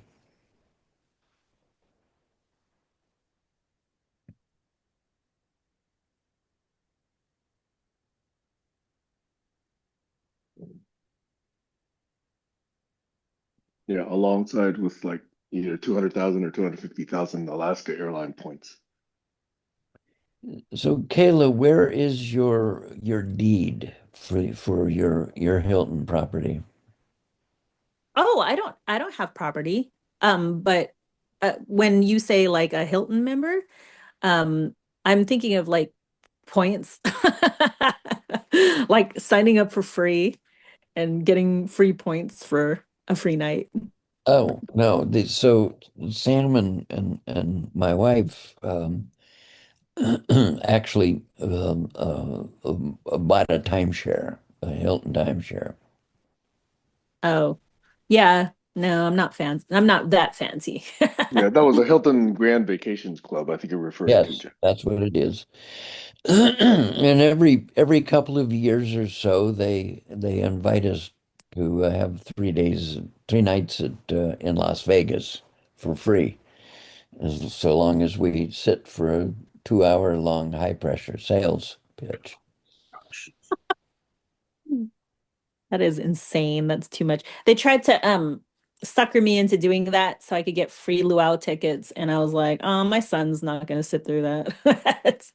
They're all, you can leave him. I'm like, I'm not going to leave him.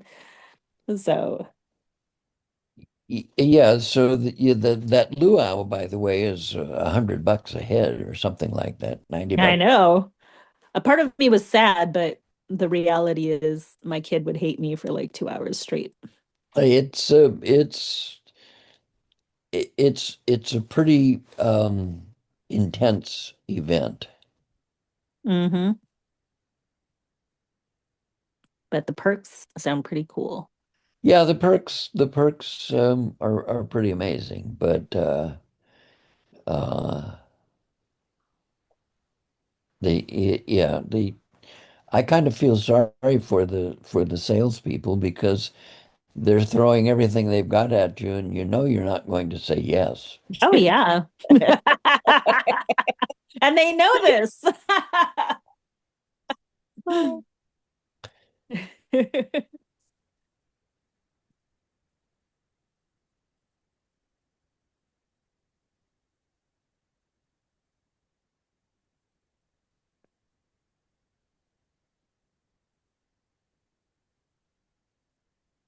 Since you brought up the ideas of perks, and this is on my mind because I often think about the differences that people, in people's experiences based on, their economic level. I think part of the problem is that so many successful business people are unaware of what it's like for people that don't have, because in the course of doing business, they're traveling to nice locations, they're eating, $300 steak dinners, and they're putting the tab on the company. Like, so when I look at people in government right now, that's the first thing I think about. They don't have a clue what it's like for someone who, if they get a flat tire and they have to buy a new one, that has to shift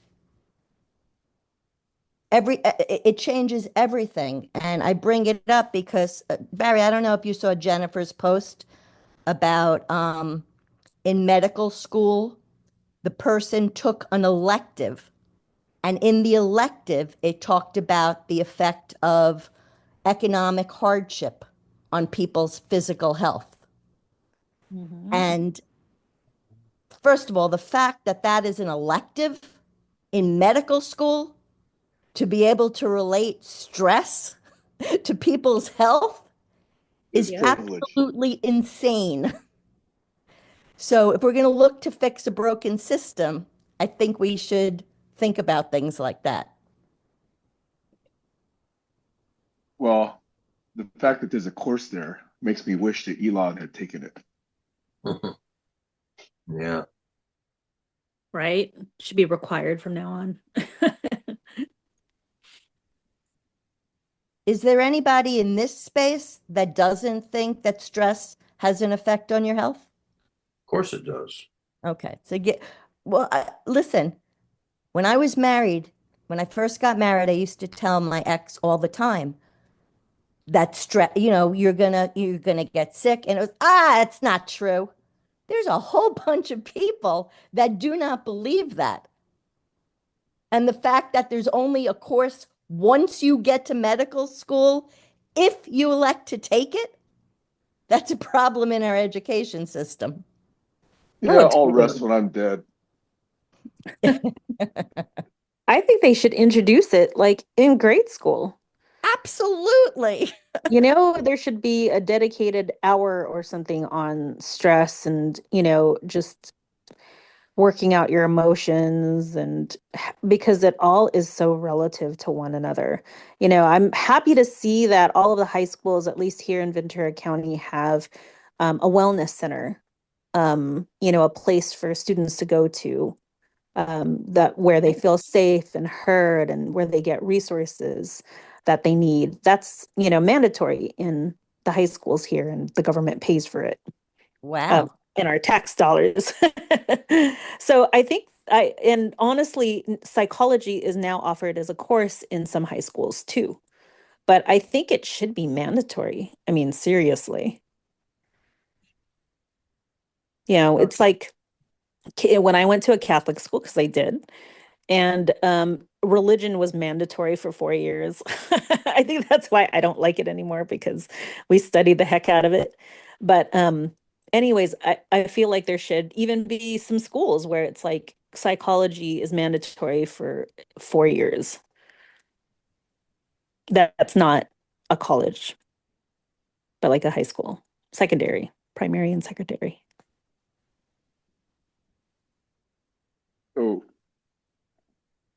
is it okay if I go and Yeah, a go ahead. response? We are talking about the United States, and there are other countries who believe differently about education. And the one that I actually have some knowledge of, because I know family members who've gone through it, is Japan.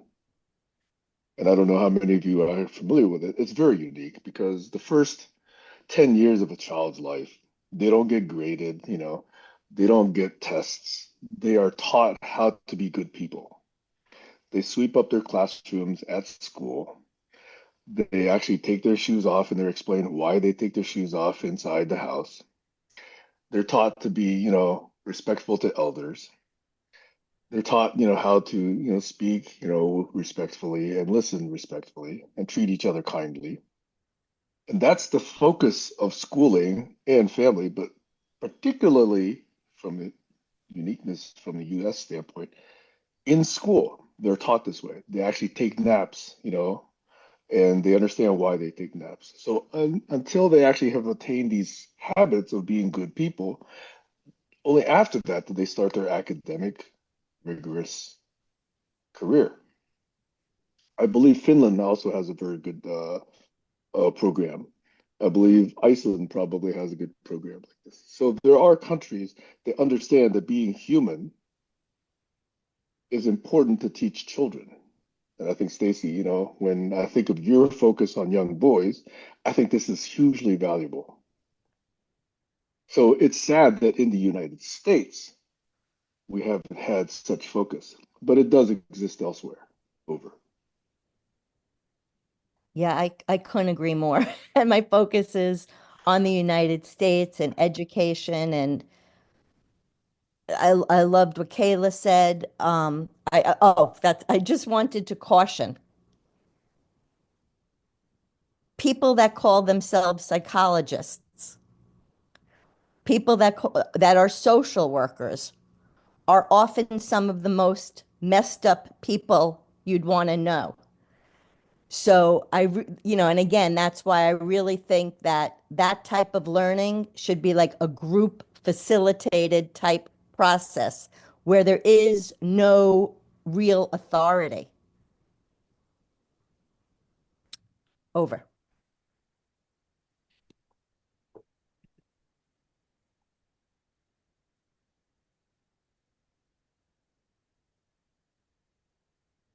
Obviously, in the case of little children, it would come in the form of questions and what do you think and how do you feel and stuff like that. But I'm saying with older people, I'll just share. I was in my degree's in psychology. I went to Stony Brook, which was at the time really well known for research and psychology. So I had some like amazing professors, but I had one, and I remember I don't know, testing course or something like that. And there was one like what do you call it? One thing on the checklist. So it was if you talk out, the way it was worded was something like if you talk to yourself, that indicated a problem. And of course, I raised my hand because I thought that was absolutely ridiculous. And I didn't really get much. I don't even remember this professor's name because he was one of the very few professors I had that I did not like. As a matter of fact, he and his wife were both psychology professors, and they had a child that they treated like a lab rat. But that being, they really wanted to make the perfect human, which that's not the right approach, in my opinion. But as an 18-year-old, it was very hard, first of all, for me to voice my disagreement with what was being taught. But second of all, it wasn't even paid attention to. Like it was like I hadn't said a word. And that's not a good idea. That's not a way to teach. Over.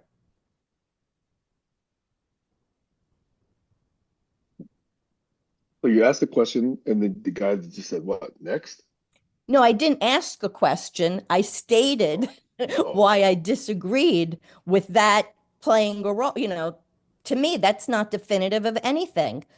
I mhm. mean, and again, I am starting to question, and because I do a lot of my inquiry has to do with sound and music and male and female differences. Not, yeah, keeping in mind that we all have masculine and feminine energy within us. What I know about me is I have a need to speak my voice. I notice when I'm in my condo, I don't really want to do that because I don't feel safe doing it.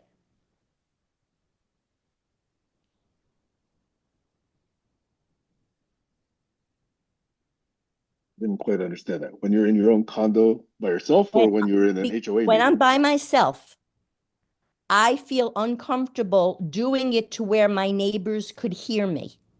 Ah, okay, I got it. Sorry. No, I'm glad you gave me the chance to clarify.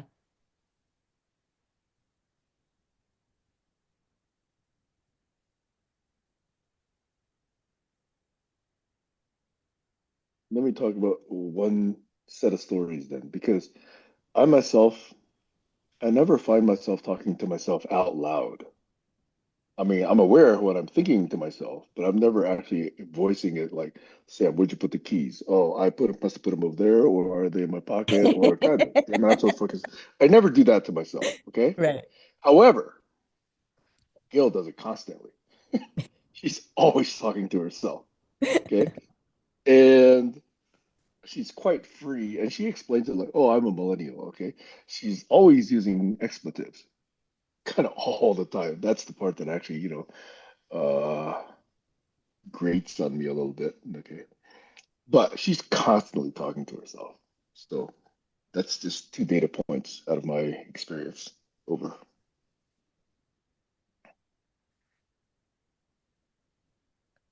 Well, so the reason I like to talk out loud is because that's the way I write. But as you know, I don't like to write. I like to speak because I like to act it out because that's part of the fun and I get to play actress. So that being said, I it came to me, oh, that's why they invented that earpiece that goes in their ear. They can pretend they're talking on the phone, but they're really talking to themselves, but nobody would know. And of course, I'm just Okay, joking. so right, right. So I can wear these headphones around everywhere and just talk to myself, right? And people will Right, and think, yeah, he nobody must would be think talking to anything. somebody. Well, if you think about it, years ago, before everybody had a phone, if you saw somebody walking in the street talking to themselves, most of us would immediately think it was somebody that had mental issues. I mean, that's just the way it was. Now you see somebody talking to themselves and you assume they're on the phone and have an earbud in. We walked up and down Market Street in San Francisco. There's Oh, is quite a that a few of them. question? I'm Yeah, sorry. there's quite a few people there that are talking to themselves and often then, badgering passersby. Oh, I love those people. I talk to myself. Somebody once came to me when they were in a healthy state, but they were asking me, they weren't asking me, they were confiding in me that at times they had heard voices. And this was a religious person. They had grown up in the church and whatever. And I didn't want to be judgmental. So I had to be careful about what I said. And I just told him, as long as they don't tell you to do something that affects anybody else, then it's probably okay. Because when you're dealing with somebody who's religious or who believes in, angels, guides, Christ, uh, whatever they believe in, or if they're New Age, and or if they believe in aliens, whatever it is they believe in, they have to come up with there has to be a reason. I mean, I'm sorry, I got to stop because I don't even know how to explain it other than I try to tell people that either deal with people that have mental illness or people that have it themselves, where the line is to start worrying.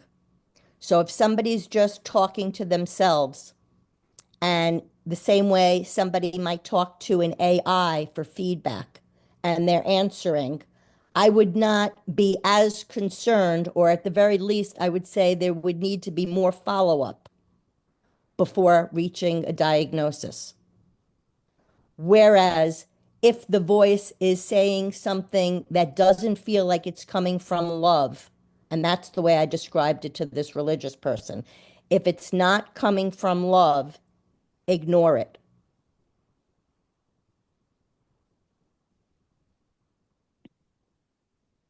I can't see your hands up right now because I don't have the It's not. Jump in. Okay. Um I don't know if you have TikTok, but there's a few people on there that hear voices, and they have put like a 3-minute video on what it sounds like sometimes or what they hear. It's pretty cool.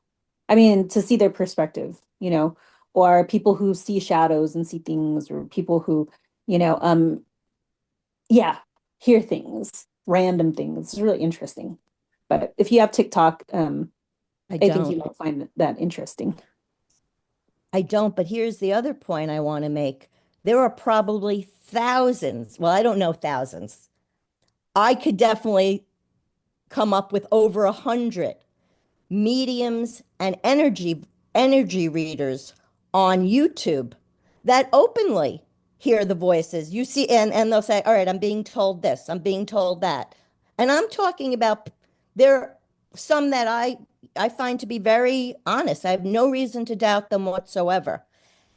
And for them, I mean, again, things have changed over the past 10 years, but there are tons of people that are very open about the fact that they're receiving guidance in the form of voices. Now, some are getting them with pictures and visuals, and then they're translating it. But others are hearing voices. And I know because I've watched interviews where they've been interviewed about what's happening in the process, and I've observed them.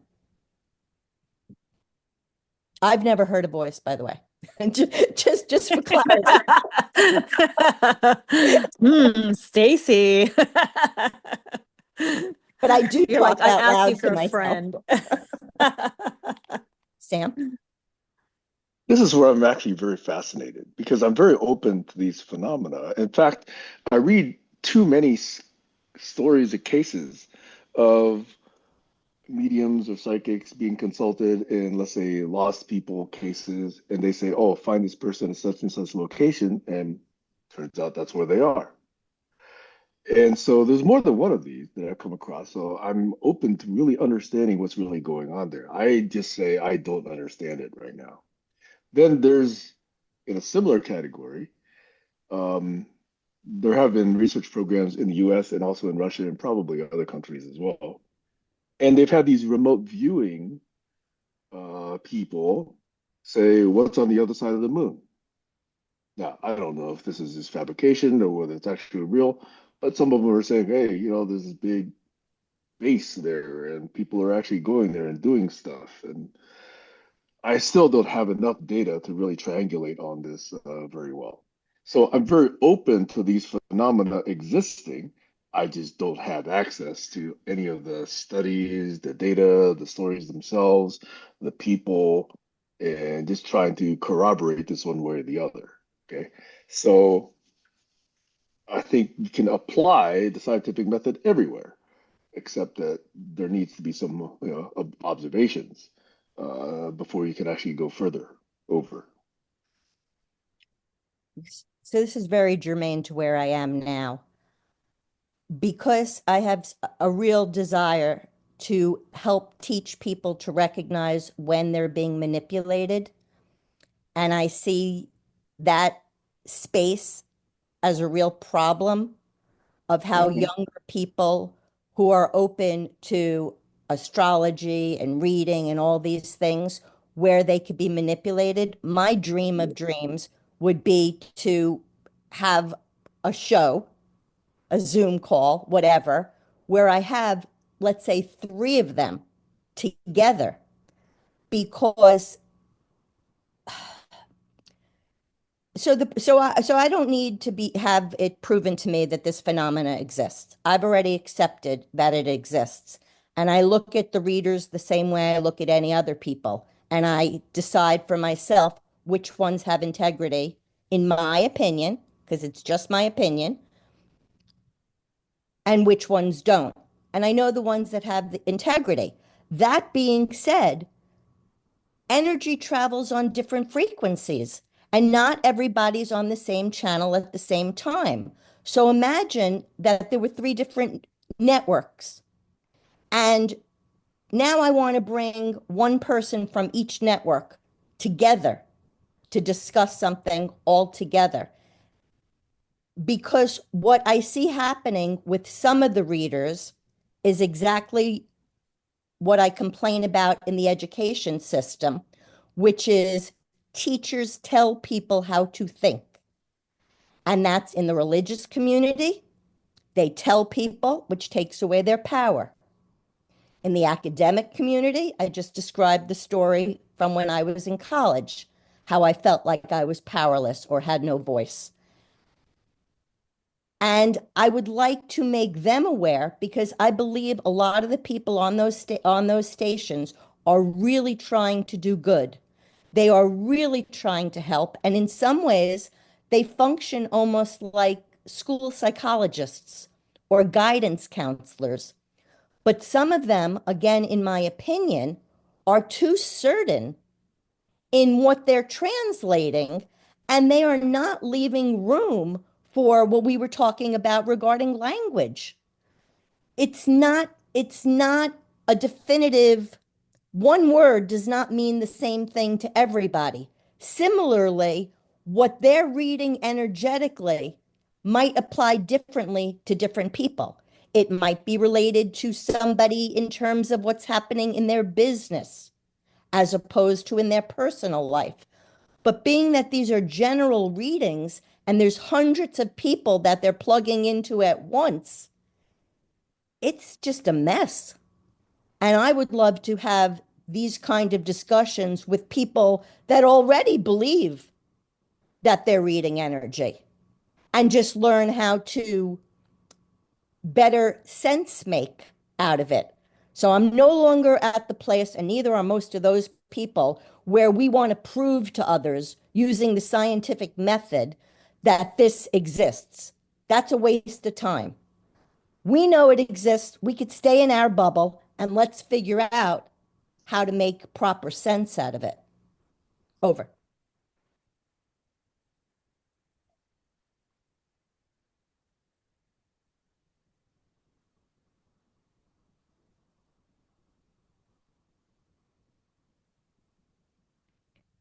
Okay, I will so add, ignoring the yeah.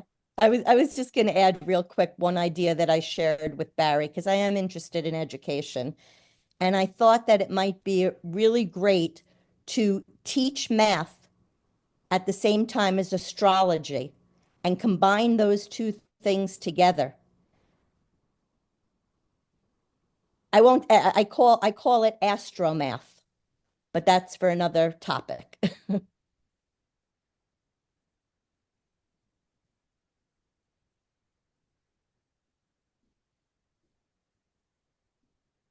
So my question on what you just last said was, yeah, it may not be necessary for you to prove it for, but it might be necessary for somebody to prove it, right? It may not have bearing on whether you proceed with what you do. but it would have bearing on whether I could adopt it, for example. And if we don't, then the problem is those that actually get these signals or these indicators or these truths, um, they're very, very, very close to being these central cult figures by saying, "Hey, I see the truth, you don't see the truth. What I say is true. You get just got to believe me and follow me." It's a very, very, very small step towards that kind of a cultish behavior. So that's why I think it's very important to really understand this phenomena a bit deeper. Not that you have to do it, but I'm saying somebody has to do it. Over. I absolutely agree. And that goes to what I remember Colin talking about when he would talk about the learning journey and when you were ready. So for me, what I'm talking about would be step two. What you're talking about would be step one. They should be, in my opinion, different conversations. You shouldn't move on to step two until you finish step one, because otherwise it impedes the progress of the people in step two if they have to keep going back and dealing with these blockages coming from step one. Does that make sense, Sam? Oh, okay, so I kind of get the sense from that I was in church. I was, driven to church, early in my life, and I would ask questions. And over time, those questions were not welcome. And other people have had similar experiences as well. So, why would they be considered blockages? If they were easy to address, they wouldn't be blockages. But the fact is, they're not easy to address. They're not obvious. And this is why questions exist. So I don't understand why questions are viewed as blockages. Over. They're not viewed as blockages, but think about when you go to college, you have to take the prerequisite course first. Why is that? Why can't you just skip the prerequisite and ask your questions in the upper level courses? No, I get your analogy. All I'm saying is I'm taking the prerequisite, I'm taking it over and over and over and over and over and over and over and over, and the content just hasn't materialized. And that's the problem. Okay, so what I would say is you're in the wrong first step course. So, so I have a question that I'm going to put to my cesspool community. It's about, I just have to keep referring to them that way. I'm not ready yet, but it's something I'm working towards. And my question to them is, of those of you who believe in teaching the Bible in school, will students be allowed to argue and debate over whether or not something is true? To me, the way that they answer that is going to tell me what class I would put them in. Don't you And already know how they're going to answer? no, I don't know. No, I don't. That's the point. And I keep trying to tell you guys that's the point. There may be people that will hear the question. Put it this way. There's usually people that either say, keep the Bible out of school, or we need the Bible in school, to what Jack was talking about, that pendulum effect. If I could find that middle ground of people that would like to have the Bible in school, but they would like it questioned and really looked at as any other literary piece of work, that tells me the people those are the people I want to be in conversations around. And I Yeah, do treat it think as there will literature. be Treat more it that as, what? treat it as collected anecdotal literature.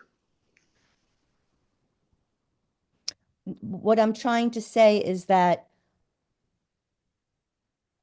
sometimes it's easier to have conversations when, oh God, how do I explain it? Imagine, all right, so we had a great call last Saturday. Imagine if somebody that, I don't want to name any names, but I could think of certain people that used to come that would go off on these tangents that had nothing to do with anything. That would have hindered our progress. So it's not it's just a way to make things work more smoothly. And one is not more valuable than the other. They're just different. And for me, the idea is avoiding the unnecessary conflict and getting to the necessary conflict, because all conflict is not the same, and all conflict is not worthy of the same amount of attention, at least not for me. And I'm not doing it anymore. If it's not worthy of my attention, somebody else could do it, because I don't need that aggravation.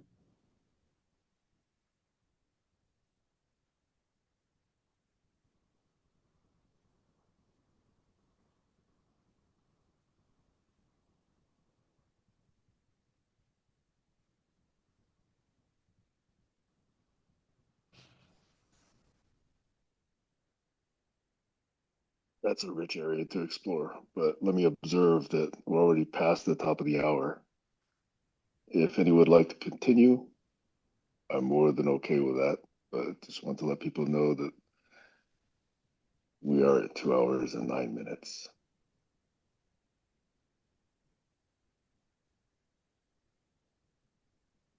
But this whole area of necessary versus unnecessary conflict, I think, is a rich area for future conversation. I didn't interject the term enigma. An enigma, I think, is some sense a necessary puzzle to address, because that's how you make progress, is by wrestling with enigmas. Yes, I think that's really where I was going with that, is that, conflict is another word for misunderstanding or misperception or misinterpretation, which are opportunities for exploring mutual understanding if both parties are willing. And wrestling with enigmas is very hard work. Very hard Yep. work. What did you say? Wrestling with what? Enigmas is very hard work. Probably the hardest work there is intellectually is wrestling with enigmas. Um, I'm laughing because in the fun kind of resume that I wrote up for myself, which I could share at another time, I'm too lazy to do it now. I say Stacy is an enigma. Like that's the word I used. And my point is, not everybody has to figure out every puzzle. Well, has to. They can't. I mean, the problem is that most puzzles you never figure out. It's pretty rare when anybody figures out one at all.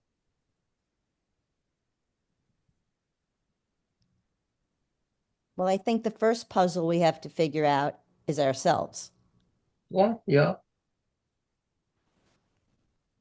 Diagnosing the ailments, the dysfunctionality of our own cultural systems. Well, I think the functionality as well. I think it's also important to understand how each one of us operates at our fullest potential. Like, what are the best conditions Yeah. for us? Sam, when we were in PKE, what I was trying to do, because again, it was a different energy, and Lauren was all for it. Lauren was very supportive, but I had wanted to present something called the owner's manual. And my hope was that we would work as a team to kind of get to know each other and create our own operating manual. So it was sort of like a fun kind of thing that you could do with children, because most of the things that I want to do are basically workshopping ideas that could be used with kids. But I want to do that with adults. So. I think I have a semi tongue-in-cheek response to this understanding self business, which is the common advice: kids, don't try this at home. To try and figure oneself out by oneself is almost near impossible. Yeah. Absolutely. But my tongue-in-cheek thing response would be, do it with adult supervision. Yeah. And my response, which is similar but not identical, is do with two people who love you and whom you love. Yes, you definitely need to have trusted people. I prefer to have three people there because I want to, I mean, this is something that like, this is my passion, this is my purpose. So I kind of want to be that adult in the room and be working with the three people, still working on myself. But this is something that this was an area that I felt I could have led in, but I didn't really get the opportunity.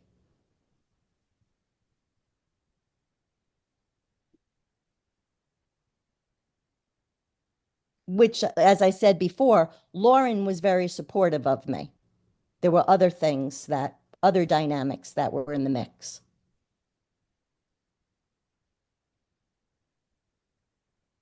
What does PKE mean? That was practical knowledge ecology, and it was a group that splintered off from the original GCC calls. So at the same time that Sam splintered off into Collaborology, Lauren took charge of a group that was called Practical Knowledge Ecology. Okay. Jargon. So when you say jargon, I hear you say it with a judgmental tone. Am I wrong or am I right? Just means that it doesn't mean anything to anybody except people who are on the in group who know what it means. Doesn't mean anything to anybody else. So do you remember? Well, you must remember. I remember my grandparents telling me when we had the rotary phones or when they finally got the push button. I remember, oh no, they still had the rotary. I was a kid. So we had the rotary phones and I would ask them, or maybe I don't know, whatever it was, I would ask them, I didn't know what the star and what the hashtag thing, what we call it now. It was a tic-tac-toe board to me. I didn't know what they meant. And I was like, what are these for? And they told me it was for the future. Which is true. So, okay, so They that were, was they were true. additional symbols that would be needed in the future, and that's true. They're like punctuation marks. Okay, so my point to you is that sometimes what you call jargon and you don't think has meaning, it has meaning for something in the future. You just may not be aware of what that is. Or it has private meaning to an in group. But that's not to say that it will always be kept to the in group. No, But Barry didn't say that though. No. Well, I think that's his assumption.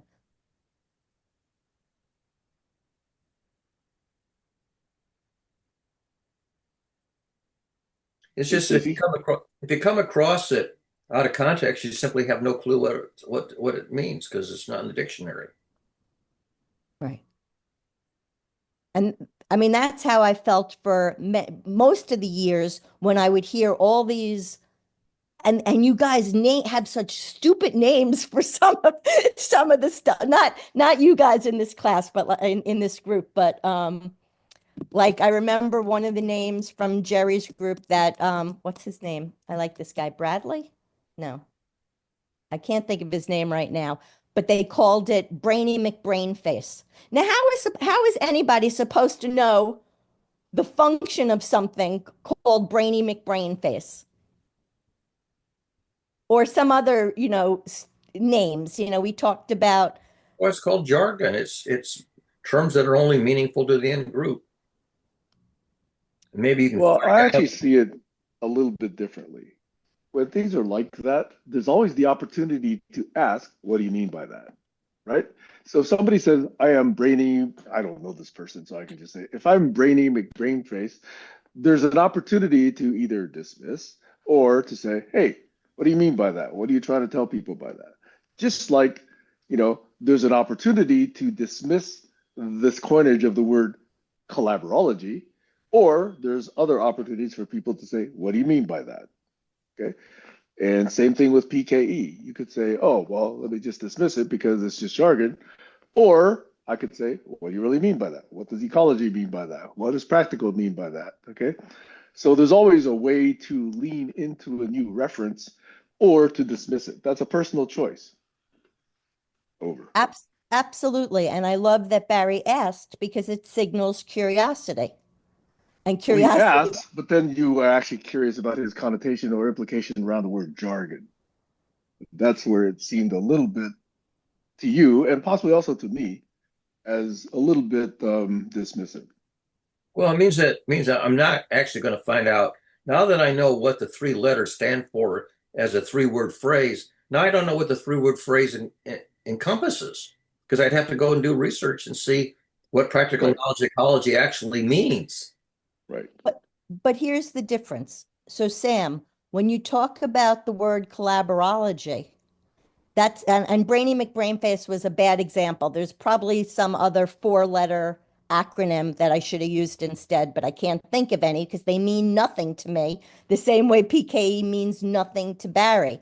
The difference with a bunch of letters and the word collaborology is I can infer, at least to some degree, what collaborology means.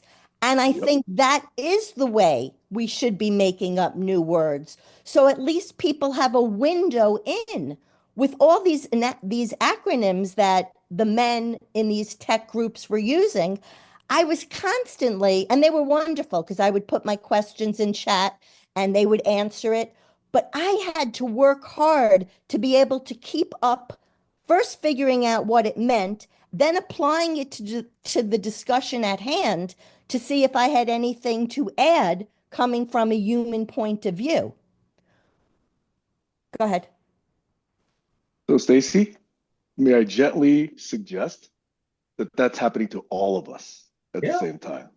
yeah. Why do you We're think I'm all bringing trying it to up? understand. That's Well, why I'm trying to bring because it up. yes, but that's why when you say this is what something means, okay, the implication is you want that to mean that for the rest of us, okay? And each of us is coming to this particular forum with a different implication of what a brain is, or what wisdom is, or what game is, you know? So that's the problem with communication, is that we ever think it ever happens, okay? Because it needs all of this mapping of implications, meanings, innuendos, emphasis, values, et cetera, because that reveals everything about how we use language. And so without this leaning in to understand, oh, what do you mean by BMBF? Oh, is Brainy McBrainface. Okay, so that's the kind of interaction that is required before any exchange of real meaning takes place. And Right. that's the time cost and curiosity cost of communication. And to assume that we have a global set of terms that means something from this particular dictionary, I think is mistaken and naive. So spending that time to understand each context, I think, is necessary. Over. So, and I agree with you. And my point is that I did the work. I worked hard to ask those questions, to learn what it meant, because it was worth it for me to be there. I did the work. If somebody's not willing to do the work, then they shouldn't be there. That's responsibility. I don't know about you, but I can't imagine that you would want to be in like a high level call and constantly stop to explain every little word choice when everybody else knew what was going on. That's what I mean by when I was talking about the different classes. If somebody's willing to do the work to get there, yes, that's exactly who we want there. Because otherwise, why are they coming? You know, like that's where the questioning, not everybody belongs everywhere. If something is important enough to somebody, they will work at it. If somebody is not willing to work at it, maybe it's not that important to them. Maybe they should first ask themselves why they wanted to do it in the first place. Maybe they'll get some clarity on themselves first.